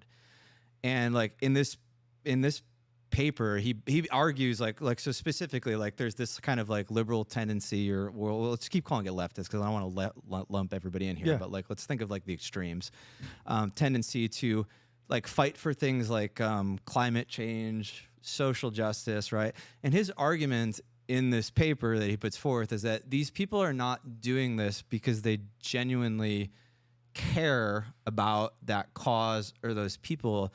They're sort of doing it to sort of recapture a lost element of power status that they used to have. This is actually an argument that do you guys know Shelby Steele by any chance? Shelby Steele is a super interesting, like one of the 6 like black Republicans on earth. He's a brilliant writer. He's like Thomas Sowell kind of. Okay. I put him like A tier behind the Thomas Sowell S tier. He has a book called White Guilt. That's like a really interesting book where he talks about how like a lot of like what we see as like this sort of like white yuppie elite liberals kind of like fighting for racism. They're not doing it because they genuinely care about that. They're doing it because they lost some elements of like their power structure, and doing this allows them to put themselves back into a virtuous position, i.e. like regain power, right? And this is this compensation he's talking about, right? We call that virtue signaling now, right? I think there's an element of this that is true, right? I don't think everybody does this. I think a lot of people genuinely care about stuff. But like what rubs me the wrong way when I see these people advocating for some of the climate stuff, for the social justice, like it just feels like it's a power play to me. It feels, and I feel like a lot of people feel this way. Like they don't necessarily feel like they're advocating for the causes. They're like sort of advocating to put their foot on your neck in a particular way. Like they want to be above you, and the power structure. And in this like paper, he actually specifically, he makes a very nuanced argument about race, where he's like, if you really care, I'm paraphrasing Kaczynski, but he's like, if you really cared about alleviating like racial tensions and making like Black America rise up, you wouldn't be taking these techniques that you do, because what you're doing is like creating more racial tension, and you're actually increasing the pervasiveness of racism in that particular way. Again, 1993, this like played out, I think, especially in the Obama years and the Michael Brown. It's sort of continued ever since, where we keep getting more and more and more sort of militant actions from the climate people, from the social justice warriors, and it's having this reverse effect where the problem isn't being solved because of that. But his perspective is, well, the point isn't to solve the problem. The point is to elevate these people so they can recapture some lost sense of purpose. I agree with you. And basically I agree with him. And all of his points are salient, but I think we're still not talking about his fundamental point. His actual point is that, well, I think there's a couple things here. One is that the mainstream sort of understanding of his point is, first of all, wrong. The mainstream understanding of his point is saying that like reject technology, that's bad, nature good. I think that's what sort of like the LA Times would report as his point. I don't think that's his point at all. I think his point is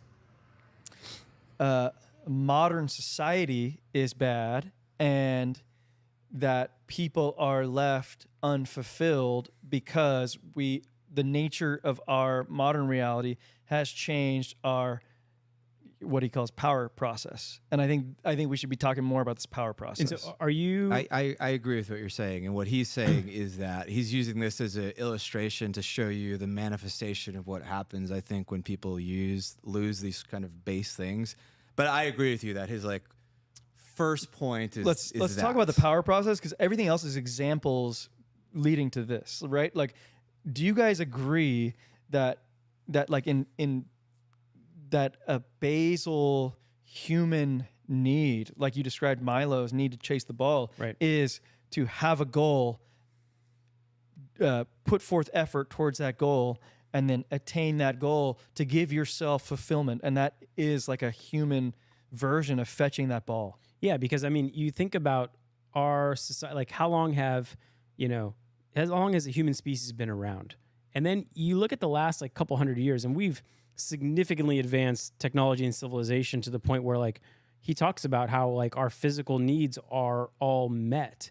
And you take that, pre-programmed software that we had in our head, which is built around survival, and you put it in this world where the survival basis are kind of taken care of, and you like tamp out this fire that, and maybe we're more speaking from I don't know if this matters whether it's male or female, but there is this like innate desire to hunt and achieve and like provide that you don't really get. So then now. Did you agree? Now we literally, my DoorDash is late. Yeah, like I'm pissed. So did you agree with, he had this framework where he said that goals exist within these three categories. One is a goal that's easily achievable with low effort, one that is achievable with high effort, and one that is not achievable under any circumstance.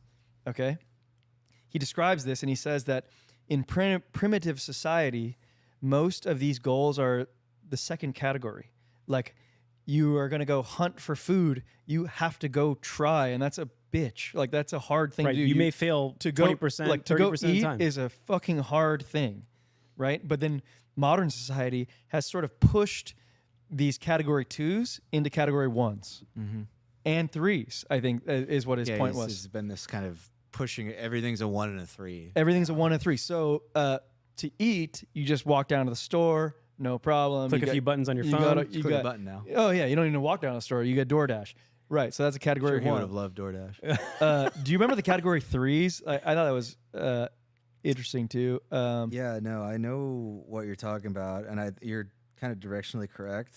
I want to try to find it in here. I'll let you know if I can find it, but it's sort of what you said. And what is like the ultimate effect of not having these goals where you know, I guess we had in more survival times. Like, Oh, hold on. Can I interrupt? Yeah, I found category 3. He says, thus the power process is disrupted in our society through a deficiency of real goals and a deficiency of autonomy in the pursuit of these goals. But it's also disrupted because of the human drives that fall into group 3. Our lives depend on whether safety standards at a nuclear power plant are properly maintained, which is outside of our control, or on how much pesticide is allowed to get in our food, or how much pollution is in our air outside of our control, or on how skillful or incompetent our doctor is, or whether we lose our job because some government economist or some corporate executives have decided that like the economy is not favorable. So this is all outside of our hands. So he calls this like the pushing of the level 2 category into level 3, where no matter what effort we can push forth, we can't control our own outcomes, because like the level 1 is I can like DoorDash food to my bed, or I don't even have determination on my own security because my survival, my economic. Yeah, it's all pushed to this level 3. Oof. That I think this to me is the crux of the manifesto as it pertains to today, and like the fact that we don't have any level 2 anymore in our modern society is leaving people unfulfilled.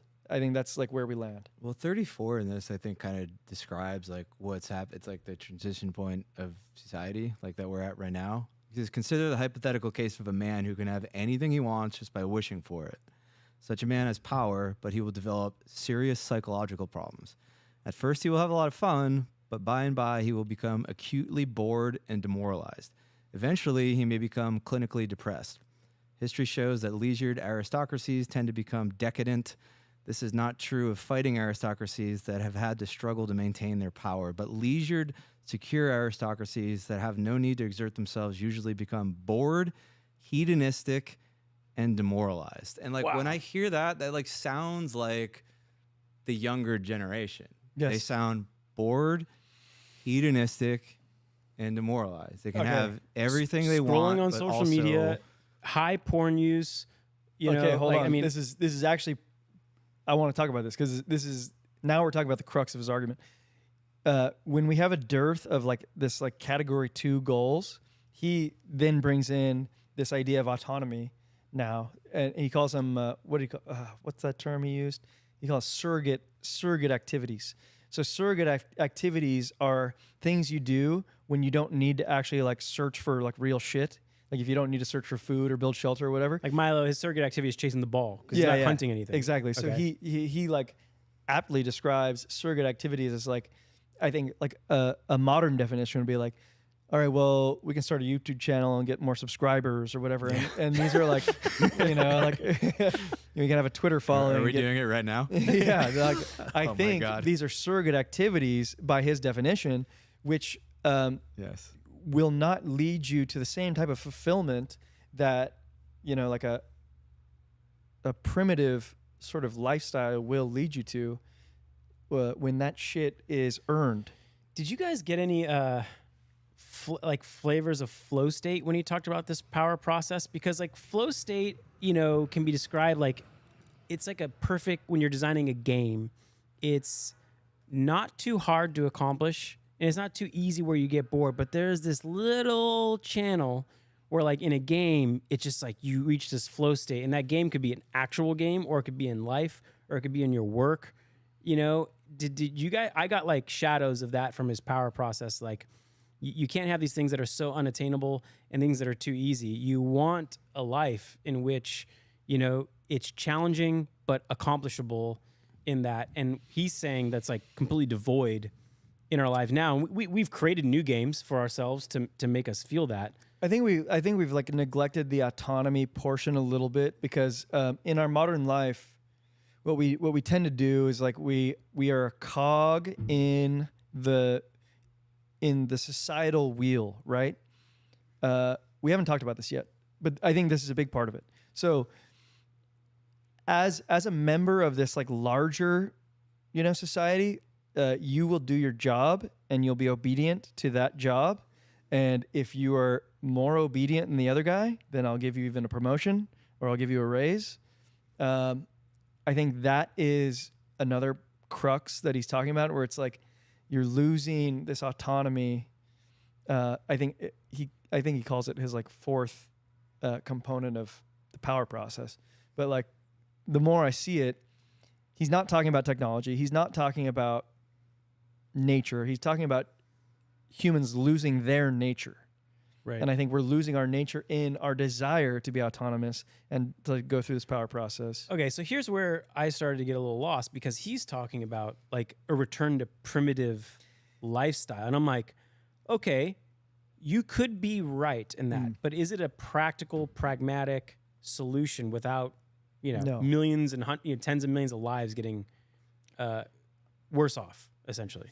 So you're leading toward a conclusion, and I like it because I have this like way that I feel now about this motherfucker. Okay? Yeah. One, I don't think he's right about that. Right. The solution. The maybe. solution is wrong. Like Right. you don't just go backwards. I don't think it can go backwards. It's like Yeah. Kevin Kelly. Like it doesn't go backwards.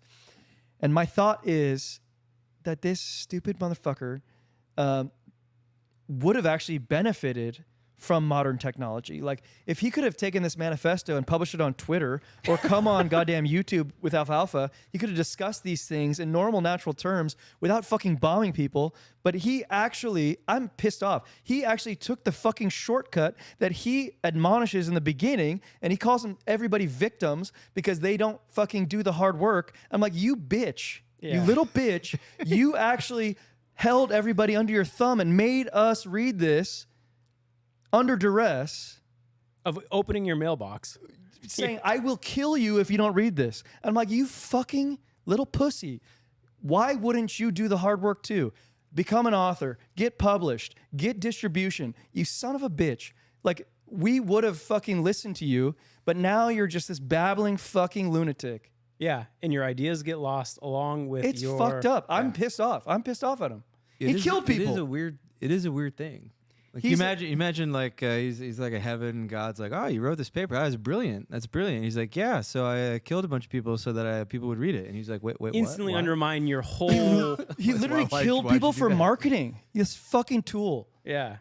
Fucking bitch. Well, can you maybe open up a little bit that now there is a younger generation, maybe our generation, but certainly younger than our generation, that is removed from the actual real-time terrorism of it, who didn't live under his thumb, as you say.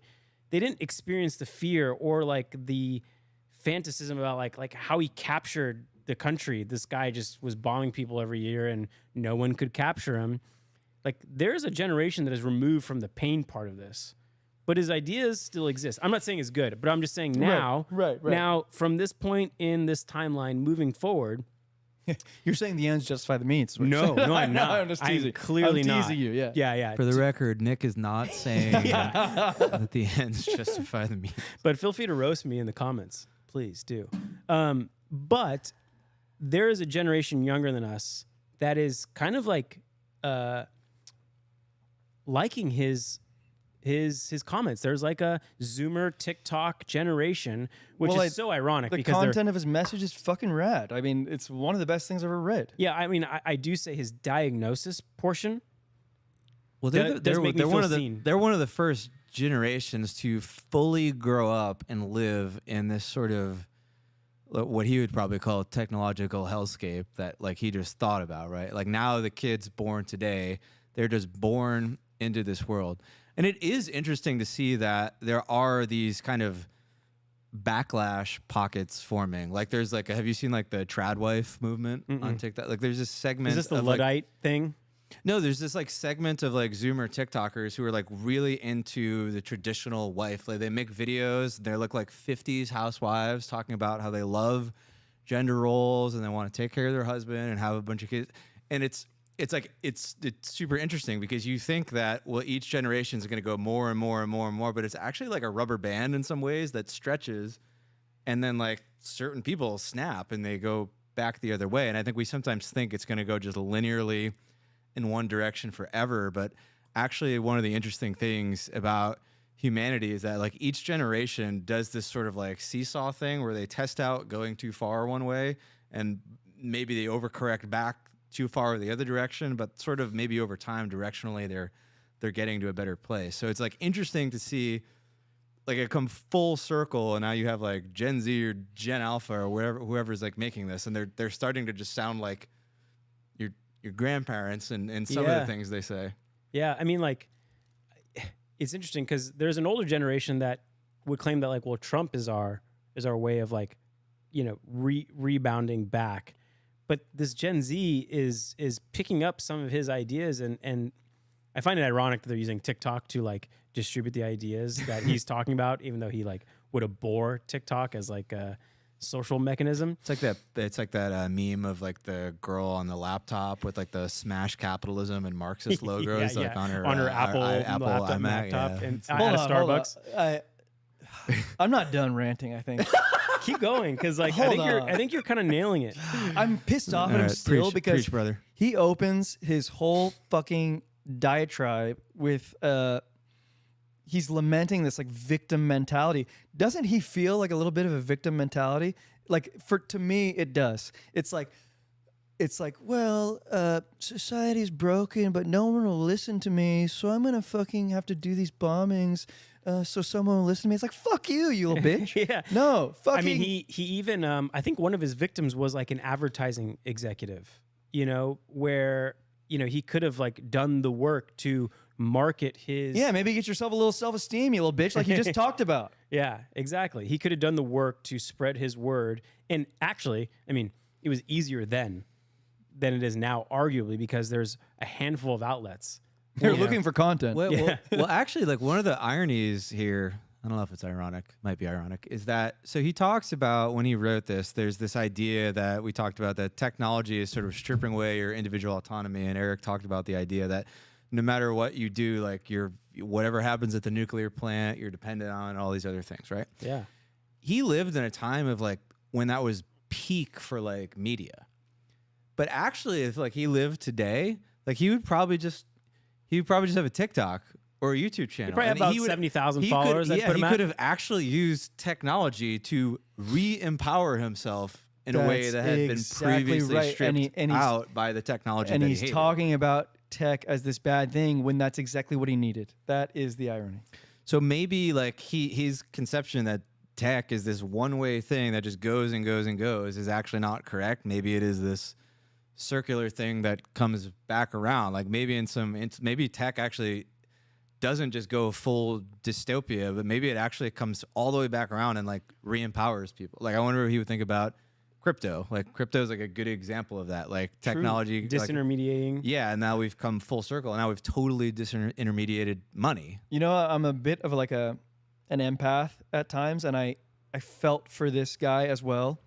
And one thing I felt for him was like, I wish he was around at a time that we were around, because like our community, the Alfalfa community, fucking accepts and encourages takes like this. Right. And we would have fucking been an ear to bend. We would have listened. We would have like given feedback. Like I think he would have been much happier talking to our team than fucking bombing randoms. You know, you just made me think. Like I was like, well, who are those voices now? Like he was a voice of the past because he's been in a supermax prison for, you know, since the 90s. But who are those voices now that like maybe we don't elevate enough? You mentioned we're gonna do a little goat thing, but like maybe we should do like a goat quotes, like goat Thomas Sowell quotes. Like he's someone who's living now, who writes books. The guy will not get on a fucking podcast to save his life or to save his message. But you know, maybe we do a little goat thing of Thomas Sowell quotes. I'm always in favor of Thomas Sowell. Yeah, content. you're the one who introduced him to us in the first place. Big fan. Everybody read him. Read all his stuff. Anything else you I want to out? just wrap it up because I feel like we've glossed over like his generalized take on technology and technological process, so I think his observations of leftism are very astute and pretty spot on. I think his observation or his predictions of what happens when people sort of get disempowered in society and latch onto all these other things and sort of like externalize their self-esteem or their sense of purpose. Like I think all spot on. I'm not convinced that society would be better if we all just went back to like a agrarian time where we had like 13 kids living on a farm. I will say he does point out, he does kind of create this nuance in technology. He creates this like divide in technology where there's technology is okay. Like he's not like completely anti-technology. He's okay technology when it can be used in a like personal sphere to like enhance your life, and he's anti it when it's sort of like externalized. So like an example of this would probably be like Facebook is a good example of technology that like not going to help you in the backwoods. It's not just, it's this externalized thing and it's oppressive to your life. And I think that's actually accurate in a lot of senses, although I'm sure there's some good that comes of it as well. Versus like he's not like anti like a gun, right? Like or like a hatchet to chop down a tree. Like he's not anti like tools. And but he was like he didn't have electricity or running water in his like house in Montana. That's I don't true. know if by choice. That's true. That's true. Maybe not by choice. I wonder like if he would like hate the iPod or something. Like, I don't know. Maybe that would like cross the line. Write better. But like, yeah, I don't know what the prescription is. I definitely see a lot of his point that technology has definitely harmed society in a lot of ways, but like it's obviously also made a lot of elements of society really good. Like in terms of just like the raw number of humans who are able to survive now, like much higher than it used to be. I think more, even though people are demoralized now, if you want to, say that that's true. And I would say there are a lot of demoralized people now, but they're not dying. So that's an improvement. Right? We're living hopefully longer. Yeah. And he does open up the idea that there's these two endpoints. There's the full technological dystopia, but he like actually opens this idea that, well, there could be this actual merging of technology and nature. It's funny. I see. I reminds me of this. Like, do you know Scott Lewis, the founder of Kanto? Yes. He always posts this like photo of this like super high tech city, but it's like embedded in this forest and surrounded by mountains and birds, and it's like this like AI generated photo of hyper technology merged with nature. Avatar. Yeah, it's like Avatar, basically. So maybe like that's where we're going. Like I don't know if I buy this idea that we have to like the world would be better off if you just tore down everything. I do think people would be happier in a lot of ways. I do think there's this truth to the idea that you go out to these African tribes and you talk to them and they're all just like happy and we're fulfilled fine. And we're good.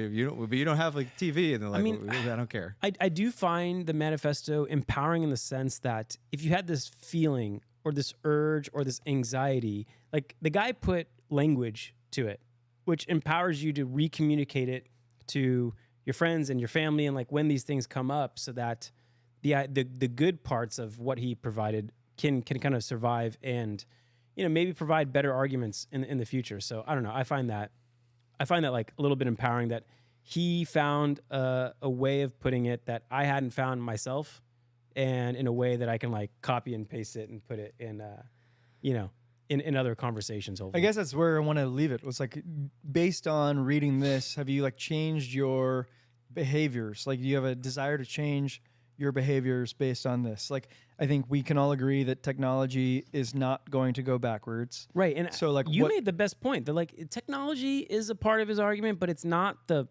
point you should take away. It's the modern society, maybe the over socialization part, and what happens when a human is like trapped in this moral code in which it's almost impossibly purely moral, and you're constantly against this impossible test. And I think the words that he puts are empowering in order to kind of butt up against that when these like moral warriors go at you in a hostile way, here is language that's like your weapon in a tool to combat that if it ever does arrive at your doorstep. Well said. Yeah, I mean, we are a pretty pro technology group. This is a pretty pro technology podcast. You think you'd like the Apple Vision Pro? I don't think he would like that at all. But yeah, I think until he jerked off in it. I think, and then he's like, "Well, this guy can stay." Hold on. I think we do a good job as a group of friends of like balancing these things. Like we love technology and we embrace stuff, and I think we are generally optimistic. But we've also done stuff like the dopamine detox, and we're like kind of iffy on stuff like porn, and like we see like there's this mixture of stuff happening here. Like there are good things happening in technology, but like also like we have to be like self-aware of it and what it does to us. And I think like we can take these steps via self-awareness to like mitigate this. But it's hard on a societal level. Like I do think the over-socialization thing is a big thing. I do think that's like the root of a lot of the political strife we see happening right now. Like people have like elevated these specific institutions and what they hold up at the cost of others, and there's this divide, and the bad things are happening as a result of that. But yeah, I think we need to all just kind of be more self-aware and take personal agency for what we're doing. I don't want to be a Luddite. No. So we have a greater group of us. Like it's not just us four. We have a broader group of friends. Would you send the manifesto to like a buddy? Absolutely. Okay, and what would you say?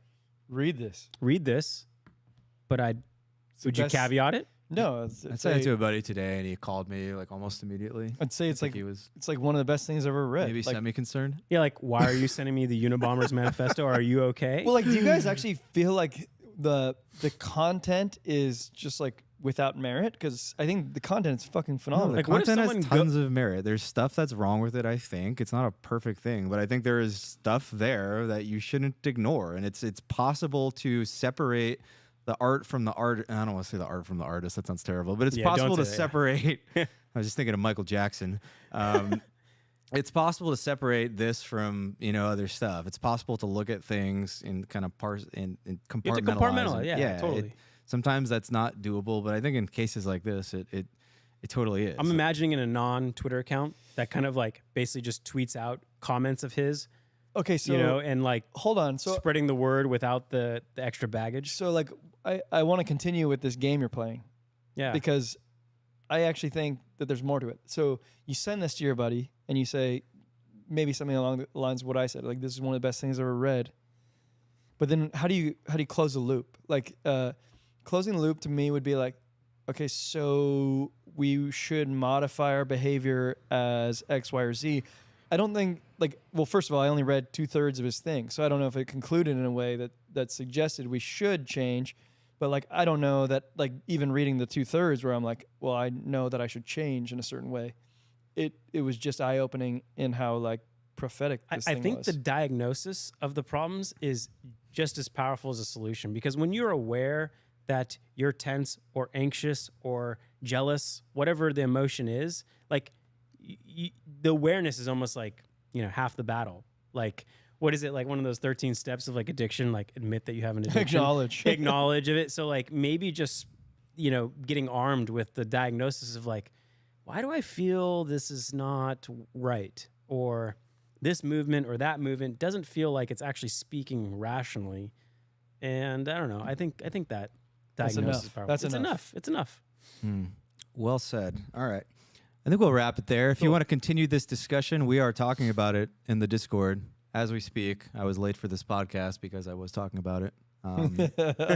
Really interesting stuff. Glad I have people to discuss this with instead of all the other people in my life who would shun me. But yeah, let's move it on. Let's get to our palate cleanser. First off, we have some weird stuff happening in the chat right now. I have to ask you guys a question. Are my elbows pointy, like oddly pointy? I mean, from my perspective, absolutely. Hold on. I've never seen an elbow like this in my entire life. Hold on. What? I just looked down at chat and everybody's like, no, hold on. What's this? Angle that way? This way? This is the pointiest elbow I've ever seen in my life. Dude, maybe we should have switched roles. You should be a Muay Thai, just dicing people up, throwing elbows in Muay Thai. Do you think his elbow? I mean, from here, you? No. But there was an angle where I was I think it's sliced through. It's almost like you're growing another elbow on your elbow. I'm sorry, I never realized. Maybe that's your advantage in pickleball. Do you remember that internet meme with like the nerd like commenting on a hot girl's photo and they were like, "Yeah, she's got pointy elbows." He's like, okay, 2 out of 10 would not bang. Is that me? Would not bang. Am I pointy elbows? Pointy elbows would not bang. God, I want to intro this next segment. I also really want to drink a Modelo because Eric's drinking one and it looks really undoubtedly good. That's warm. He's overplaying it. Is he? All right. I drank that no more than an hour ago. I exercised some self-restraint. Okay, so I thought it would be fun actually for us to do an NCAA bracket style Like a segment. nostalgia NCAA bracket? Yeah, where we're just like competing things against one another. I think it could be like a level up of our GOAT discussions where there's like a little this. more structure I to like it. where this is you know? going. Like imagine instead of just being like Messi, it could just be like, all right, Messi versus Einstein, go. You know, we just kind of do that. I think that would Okay. be super fun. Okay, do we have this set up ready to go? No, but I thought what we could do is use this segment as like the qualifier pool, right? Okay. Right. So maybe we can kind of figure out who is going to go in the bracket. We were originally planning on going nostalgia with this, talking about the greatest snacks of our childhood. Childhood snacks. I got Childhood a good snacks. one for you. So many positive associations. So I want to maybe gather up like the top. You think like top 16, Goldfish, Cheez-Its. top 8.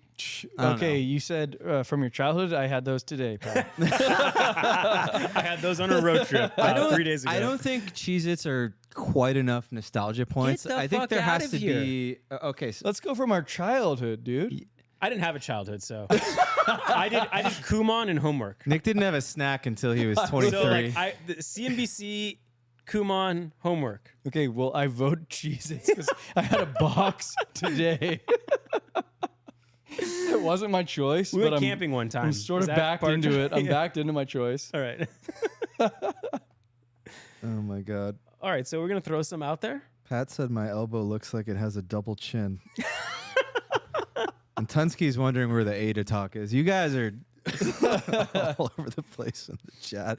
Just All right. short it, tons. All right, Tunsky actually threw out my first nominee. Thank you, Tunsky. My first nominee is Dunkaroos. Oh, Oof. that is easily Dunkaroos, fucking Dunkaroos. easily cut from the chat. You don't just dunk, you Okay, Dunkaroos. my choice is drum roll, please. Shark bites. Oh, Shark Bites. bites were Oh. fucking Fuck yeah, legendary. Shark Bites are so good. Remember the great white one? Did you? Oh. Yeah. So did you guys eat Shark Bites where you just ate every single shark except the great white, and at the end you just had a bunch of great whites left, and you only ate the great? Okay. I actually wonder if people. I used to eat snacks so autistically. Like Oh, you Hold don't on, say. Hold on. Hold on. no. So when I had Shark Bites, I would always save all the great whites for last. Like I would just. I would have done so good at the marshmallow experiment as a kid. Like I always like in just Delayed naturally gratification. Delayed gratification. Like what is the best thing? I'm gonna eat it last. What is optimized? Did your peas have to be separate from your carrots on the plate?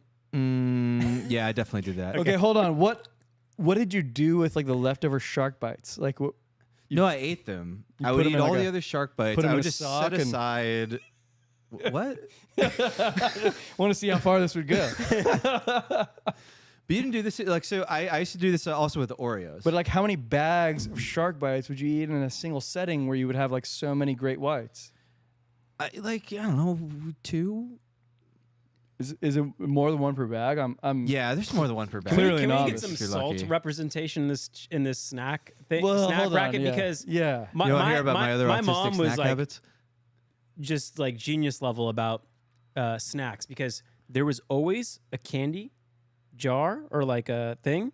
It was always full of candy. So like I grew up, it was just always there, and I knew it was always there. I didn't use it because it's always there. It wasn't like a parent saying, "Okay, you can have some M&Ms now." It was just always there, and like my friends would come over. The first thing they go to is the jar full of candy that they knew was always there. And you'd be like, "You idiots, eat Yeah, that one." and I'd be like eating the chips, the Cheez-Its, the goldfish, all those- the salty ones. But You're a those were savory moderated. guy. Yeah. But those were Okay. moderated.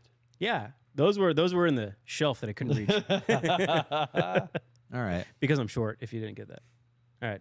So can we put the goldfish and Cheez-Its on the board, please? I'm 'Cause okay with goldfish. I feel like I still eat so many Cheez-Its that it almost You doesn't. shouldn't eat. You I both are eating Cheez-Its. Literally ate a box. No, today. you guys can't be. Nick, eating everybody else in this podcast eats more than cans. I might have had tuna. 2 boxes because Mina just takes the Costco version and puts them into a newfangled container with like an airlock. Cheez-Its. Oh, does that make it feel healthier? No. Oh, the ones where you push the button. And yeah, it, like, yeah. Like yeah, I have a bunch of those. In everything my, in our pantry, my pantry is now. like airlocked, and it's actually worse. Is your 'cause, pantry like mine, where all of the stuff is not in the original packaging Yeah. anymore? like I tell her, I was like, I yell at her, I'm like, Cheerios come in a package. That's already a package. It's called a box. And she's like, no. Click. Yeah, my hope I have like 25 different spices. They're all in the same kind of jar with like a label on it, like rosemary. So it actually gets bad Basil. for me because I'm beyond bag limitation. All right. Well, can we throw double stuffed Oreos up on Okay, the I'm board? gonna let you put. Do you want Cheez-Its and goldfish? I want salty stuff. All right, we're gonna give But you Cheez-Its and I'll goldfish. throw you guys double stuffed Oreos since you guys are the sweet boys. Ooh, I have okay. Not is- single, double. Is double stuffed Oreo too much stuffing? Yes. I feel about double stuffed Oreo like I feel about cheeseburgers. I don't like the double cheeseburgers. I feel like the meat to bun ratio is super important, and I feel like with an Oreo, This is a the odd take. frosting to cookie ratio is super important. And I think the double stuff just Hold on, it's you've just been, too much. you've been going off on skim milk lately. What's that about? The skim milk is like garbage.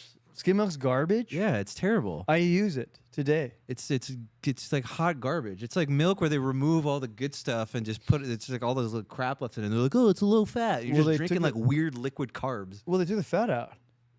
No, you want the fat. Are you just like trying to troll me right now? Are No, you I'm trying to trigger me? skinnier than you.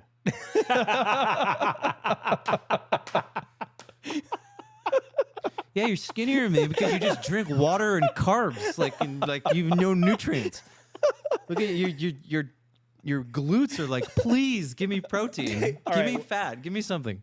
Oh, okay. How about top ramen? To me, that was a snack. That was a college food to me. No, that was like No. a childhood food. Oh Well, no, College no. food is when you throw an egg in it because like you're like, fuck, I Hold need on. sustenance. I never had ramen until I was. Hold on, in Nick and I college. are Asian. Yeah. So Did you have- This was literally my entire. Oh, I child- might have to allow it then. This was like one of the first things I ever made Learn myself. to cook. Yeah, Same. And I was like, I got this.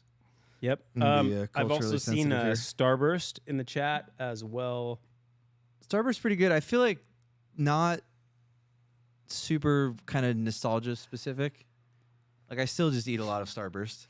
Just want to By make the way, sure. chat, please throw your nominees out there. want to Love, make sure that love skim hearing milk them. is like the right choice. Basil Anybody? very disagrees with my Anybody? double stuffing. No. Anybody in the chat, is skim milk the right choice? Because No, it's not. I'm like, I will buy it tomorrow unless I You're get better ideas from Such the a chat. gigantic fish. You drink like raw whole milk.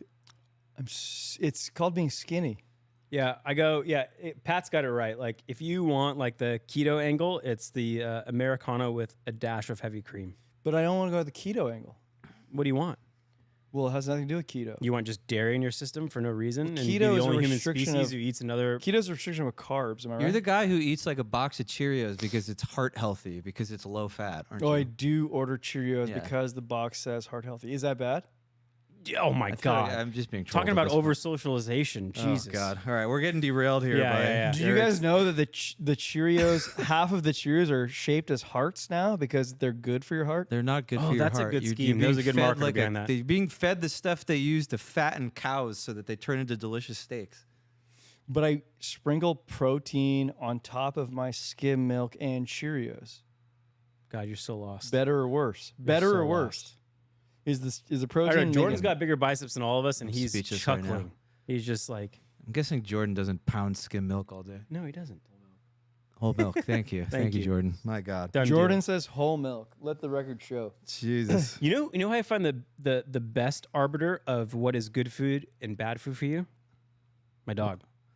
My dog will not eat Oh, when anything, I drop lettuce on the ground, Ziggy's like, oh, fuck but that. if it's anything that's like processed, smells it, is like Hold weird. the fuck on. But Because dogs meat, will eat like chicken- fucking no, mac no, and no. cheese He won't. boxed on the ground. Well, I they'll eat cheese. guarantee Cheddar they, cheese. They eat that dog shit. Milo is Alright. definitely not like my Ziggy will eat literal garbage.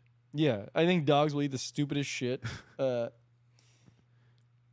With respect. With respect to Milo. All right, I'm gonna get this snack conversation back in. I'm going to nominate fruit roll-ups. Just nominate all of yours at once, please. Fruit roll-ups was on my list, and I didn't know if I was going to go with fruit by the foot or just straight up fruit These were the roll-ups. things that I Okay, went that to brings me school to and my next realized. nominee: fruit by the foot. Even better, in my opinion, than fruit roll-ups. Although No. the fruit roll-up was cool because you could like kind of pull the little Yeah. designs out of them. Yes, I would go design by design. I'm gonna That vote was another for, like autism friendly Yeah. snack because you could just do so many. I'm gonna things vote for with it. fruit roll up was even better taste. Like Oh, incredible. Wait. Gushers. Yeah, I was a bit of an addict there. For a little bit. Loved Gushers. I'm so lost in this conversation. Nick, Well, why I is just never Nick had a even here sweet right tooth. now? You know what, Jesus. Nick? There's just something really pleasant about just like liquid. Just Oh wait, pouring. I have something not sweet on here. Okay. SpaghettiOs. Oh, my Italian is my family is half Italian, so like no pre-made sauce, no non. My family is way more spaghetti. Italian, and it was like good. I felt like whenever I had SpaghettiOs, I felt like an Indian kid eating a hamburger. It was like they were like SpaghettiOs was not allowed in my house, but whenever I went to my friend's house, one of my non-Italian friends, I'd be like, "Oh, give me that good That's stuff." like You actually a had good call. If my 'cause- grandmother came over, you had to hide the Prego and you just couldn't have it in the Oh house. God, no. So I never had SpaghettiOs in my house, but as like a later adolescent, I discovered them at somebody else's house and hooked ever since. SpaghettiOs are rad. I'm with you. What else you got? You feel like you've done I a got a lot of research snacks on this Just list. roll down the I list, got a lot please. of snacks on this list. Cinnamon Toast Crunch. The best. Savory, right? It's kind of The savory. Fucking No, best. Nick still Okay, doesn't like it. There's only I just never experienced these there's things. two good sugary cereals to this day. There are only two. I would never eat any other than these two. Fruit Loops? It's Cinnamon Toast Crunch and it is Captain Crunch, and those are fucking Jordan. still. Oh, They're God, slapping Captain Crunch so hard right fucking now slaps. that I would like even have a bowl when I go home. How did you feel about Crunch Berries? I would never fuck with that. I would never touch it. But those two are so good that they just transcend time. I have so many cereal memories flooding my brain right now. I didn't realize how many happy moments in my life were tied to. I actually had one of the few like decadent pleasures I had as a kid was that we had a really great cereal collection. Like I would wake up and I have like 15 different boxes of definitely not healthy cereals. Can I ask to you choose guys from. something I didn't really experience in my childhood either? Is mac and cheese a big part of your snack? Yeah, experience? I basically raised myself. My mom had a frozen area that was just like, you're gonna be home and you're gonna learn how to like press 2 minutes on this. So like, I had like the Stouffer's frozen. I didn't have the Kraft. I couldn't handle that. My mom, bless her heart, cooked for us all the time. Wow. So breakfast was where I ate all the degen foods. Breakfast and lunch, I pack of still lunch. know the number to the local Round Table Pizza from Sacramento. I still have eating not had good, Round baby. Table. Yeah. That was like the go-to of like, hey, not cooking tonight, but you can. King order. Arthur Supreme is still fucking good. What else you got on your list? I got a random one here that I just remembered in doing the research for this, and I'm not sure if anybody remembers it. Do you guys remember the Viennetta ice cream? No. Negative. It was this kind of like it had like these wafers of like chocolate, kind of like mixed in with it. It was kind of like crunchy and like fluffy and delicious. And I can't help it. I I grew up totally- rich, bro. I had a Haagen-Dazs. Couldn't help it. I don't think I had Haagen-Dazs, so I was like at least 24. And no Haagen-Dazs till I made my first million. Oh my God, I forgot about Cocoa Puffs. I loved Cocoa Puffs. Thanks, Pat.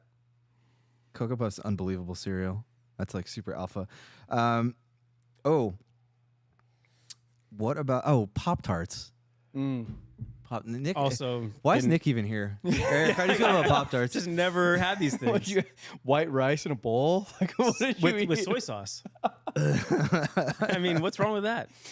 I wasn't a big Pop-Tarts guy either, to be honest. Oh I my never really. God, I Never love really Pop. I played. had so many Pop-Tarts. For some reason, my mom thought it was like healthy for me to have like a low-fat breakfast, which meant just toaster strudels and pop. As long as I had no fat, it was like fair game. Do you remember the toaster strudels?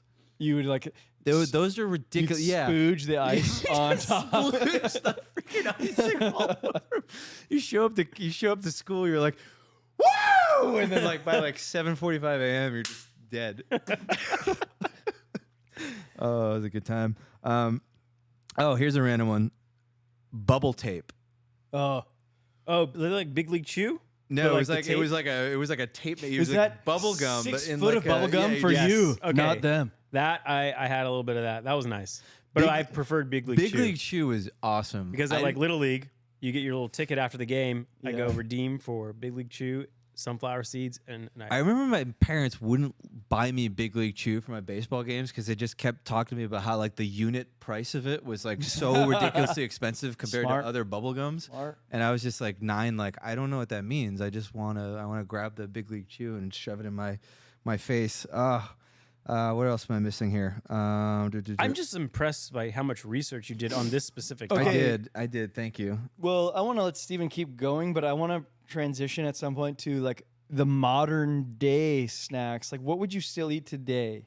Because like I'm still a box of Cheez-Its. I mean, you Like, guys know what's in the fridge over there. There's I'm literally a box of hard-boiled Cheez-Its eggs, now.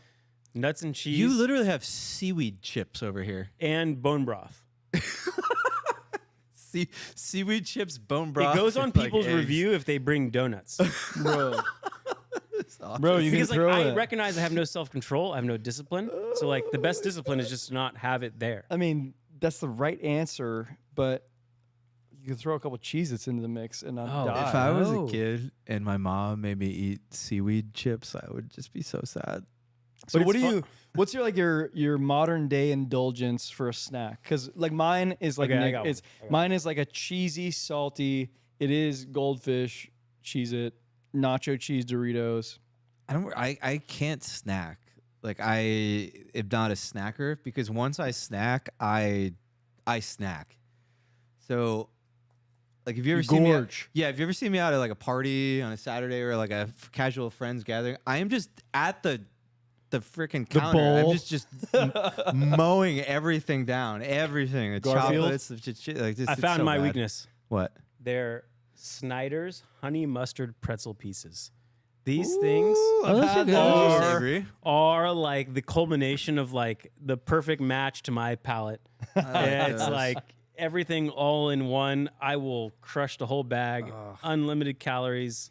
I actually crushed one on the road trip. You guys who are here live, I'm gonna drop the office address in chat. You just send it to Nick. Please just kill him. Kill him. Oh no, my no. God. That is that's not allowed here. Now he wants to drop like 15 pounds. Well, let's just fucking kill No. him. People joke that like I'm gonna bring donuts just to trigger out of nowhere, but they know not to bring donuts or bagels. Like one guy in our last company brought a bag full of like what was it like breakfast McMuffins or whatever the fuck they're called. Egg McMuffins. Egg McMuffins. You He brought like absolute 20 of them in the office, and I'm Hold like, on, "What are you those doing? delicious. Get out of here! Like, go home." You just sent him on his way. Yeah, like why would you do that? Like he had a job to do. You just turned him around. But why would you like? You want to demolish everyone's productivity? Like, I like painting the 11 picture. a.m.? I like painting the picture. He shows up to do like a He's like, "Hey guys, I got something for you guys," and I'm like, he shows up to do like an SEO job, and you're like, kindly leave. Okay, Chad, by the way, you know how I know that you're Canadian? It's when you suggest that you like ketchup chips. Oh, I actually lived in Canada for a year, and I love ketchup chips and most Canadian thing ever. dill pickle chips are fucking fire. Dill pickle chips, I don't know why we don't have them here. Ketchup chips. Somebody gave me a bag of them once. And There's they were a okay. flavor in Canada that's called all dressed. It means like you get everything involved, and "Like an everything bagel." it's like an everything bagel. It's fucking the best thing I've ever had in my You life. just to remind the community here, you lived in mid Saskatchewan, I lived in the I heart forgot of it. about that. I lived in the heart. I lived in the heart of Canada, You're more not Canadian Montreal, than Basil. not Toronto, the middle. not Vancouver. But they did have all dressed. All dressed means it's got all the dressings. I think that's my interpretation of it. And it is fucking the best. It's got everything. Everything on a chip. Imagine. Can you imagine? Imagine. Can you imagine? Oh, Pat's about to rip you because I know his first comment is just Stephen. And then you know there's a That's disappointment. prologue coming. That's disappointment. yeah. Pat's telling me he's Thai and American, and I was like, no, you are Canadian. Once you eat a ketchup chip, you God, get does- a passport. It's Does probably anyone know all probably in the mail. dressed in the fucking chat, please? No. No, I'm sorry. I will start my own business. It will be all dressing, Okay. potatoes. Okay. I got a couple more on this list here. Wrap it up for us. Pizza bagel bites. Also, Fire. okay, those all take all day. Fire. I went to a friend's house one day and I was like, "What Consensus. are these? All right. Well, what are pizza these?" bagel bites might have the number 2 seed in the bracket. That's S tier. That's All right. S tier. Oh my god, we gotta do a tier list sometime. That would be Please, fun too. I can't wait till we start doing. I want a little TV up there. I Like will, all I the will tier allow lists. you, sir, control of the mouse. We would have the best tier list. But I expect you to heed the audience. ooh, I got another gum nominee. Fruit stripe gum. Oh, fire. Also good. Fire, but Huge it fire. lasted like that the zebra one? 6 seconds. Yeah. Yeah, it's It was literally like, oh, this is so good. Oh, it's a one chew spit replug. I threw Snyder's on here for you. Oh, Capri Sun. Yes. Liquid sugar. I always fucking hated those. Oh my god. Oh, so the straw process was hilarious. Like I had no coordination. I would always like stab. Did you the shit, go? squirt me in Did the you go face. underneath? Like some people were like flip over the bag and go. No. I was a rule follower as a kid. The idea that I would put the straw in anywhere other than the hole would be like The absolutely fact ridiculous. that this thing was still up for grabs, like which direction you puncture, I was like, I would like rather just throw on the ground and be like, water me. I don't remember who it was, but some kid in school looked at me, flipped it over, punched it in. I was like, "You're the coolest kid in this whole school." You got it going on. Yeah. This guy's got it right. That's like I feel like that's really underrated as like a mind explode moment for a kid. It's like, wait a minute, I don't have to do what I'm supposed to do. I can just put the You straw just in write a anywhere. manifesto. Yeah. That's how the Unabomber Exactly. gets started, Yeah. actually. Literally the I know. Socratic method, Little Capri known. Sun. Yeah. Little known fact. All right. Do you guys have any strong considerations to add to this list? All right, cool. I have everything I need here to put together the perfect bracket. Okay. We're going to continue do on. this. We're doing this. Armand's going to be a part of it. Okay, If there's I some do other have ones on there. one thing What? that deserves consideration. I don't know the time frame, but this was my like I would say that I probably like yeah. Here's the truth. I probably subsisted on this for 4 years. Sour punch straws. Ooh. Oh yeah, the sour straw. I love those. The straws. Yes, that has to go in there. Oh, The straws, like I Love might not Sour have eaten Punch straws. Thank I you. might not have eaten any other food other than that.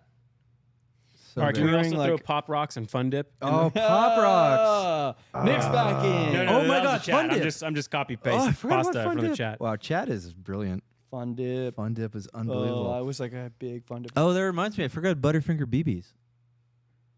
I want to throw. No Butterfinger I wanna BBs fans. throw, That's kind of um, savory. Yeah, it is. Okay. Kind of, except it's surrounded. I in want to chocolate. know. Okay, I will die on this hill, but I want to know if I got any followers on my deathbed.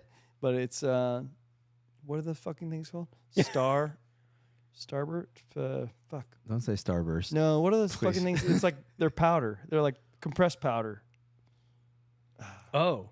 Oh my God! They're the strings. No, No, the straws. No, And it's- you Oh, yeah, drop the the sugar straws straw of things. power. What is Hold that on. called? No, I'm talking about like the Silly compressed. straws? No, fucking- that's not it. No, we just one upped you because that was a real deal. That was insane. You yeah, cut the you top just dumped And sugar just down your dumped gullet sugar from a d- yeah, straw. and it was, That was so good. Oh yeah, that thing was lit. I love that. Oh man, Well, I think I avoid my. I miss being a kid. What the? I miss the non-responsibility Fuck was part. I I though. miss Yeah, like sure. literally everything Snacks about are it, cool. Literally the best candy. except like, the homework. That sucked. The best candy. Fun I've dip. ever It had. wasn't Fun Dip. It's literally like the fun Smarties. Dip. The fun dip stick is made of like compressed powder. Smarties. Is it Smarties? Smarties. Okay, so it's just like Smarties, but it's powder. Mm. What's the fuck that's Can't called? call it cocaine. Oh yeah. That's the Yeah, one. cocaine. I like that. Yeah. Okay. Yeah, I like that a lot. God, I forgot one more. Do you guys remember Handy Snacks? Nope. Pixie What? sticks. Oh, Pixie sticks. Thank you, Tunsky. Jesus, remember thank Handy you. Snacks? Like they have like the crackers, and you open it as a little cheese thing, and you spread the cheese on the cracker with like the little. Wait, piece of hold on. That plastic. wasn't called candy snacks. Handy Snacks. Candy snacks? Was that what That's it's called? up your alley. That's savory. Oh yeah. Cheese crackers? Lunchables. I got a piece. Wait, we didn't say Lunchables? No. Oh my Lunchables God. have to be on there. That's savory. Oh, Lunchables is great. All right. I think I have enough material here. I am very hungry now. Okay. and Let's go to let's take Jordan to a bar because he's been soberly listening to us the whole time. Jordan's switching like cameras. these Poor guy. motherfuckers talking about snacks. Poor guy's been wearing a turtleneck Goddamn in this sauna that we're in. Yeah, Milo ditched us because he went to the cooler area. He's a smart dog. All right, we'll wrap it there. Thank you, chat, for joining us for Thank you for another shit show of an episode here on YouTube. Sorry about the technical difficulties. I don't know what we're going to do about that in I want to post, just but tell that'll be, everyone that fun. we are amazing. We are good at tech. We are golden gods.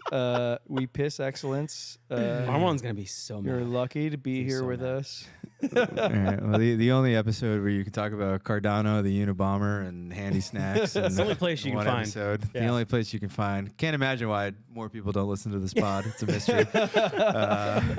But yeah, we love you all.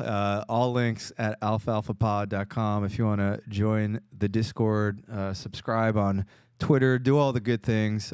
Please subscribe, of course, on YouTube. We are trying to build up the YouTube, be more of a live show, hopefully someday without extensive technical difficulties. It's part of the charm. Yeah, we will get there. Until then, I will see some of you guys in the Discord, and everybody else, we will see you here same time, same place next week. And Armand will be back, right? Do we Yes, have all he will. 4 next week? I believe so. Oh, thank Potentially. God.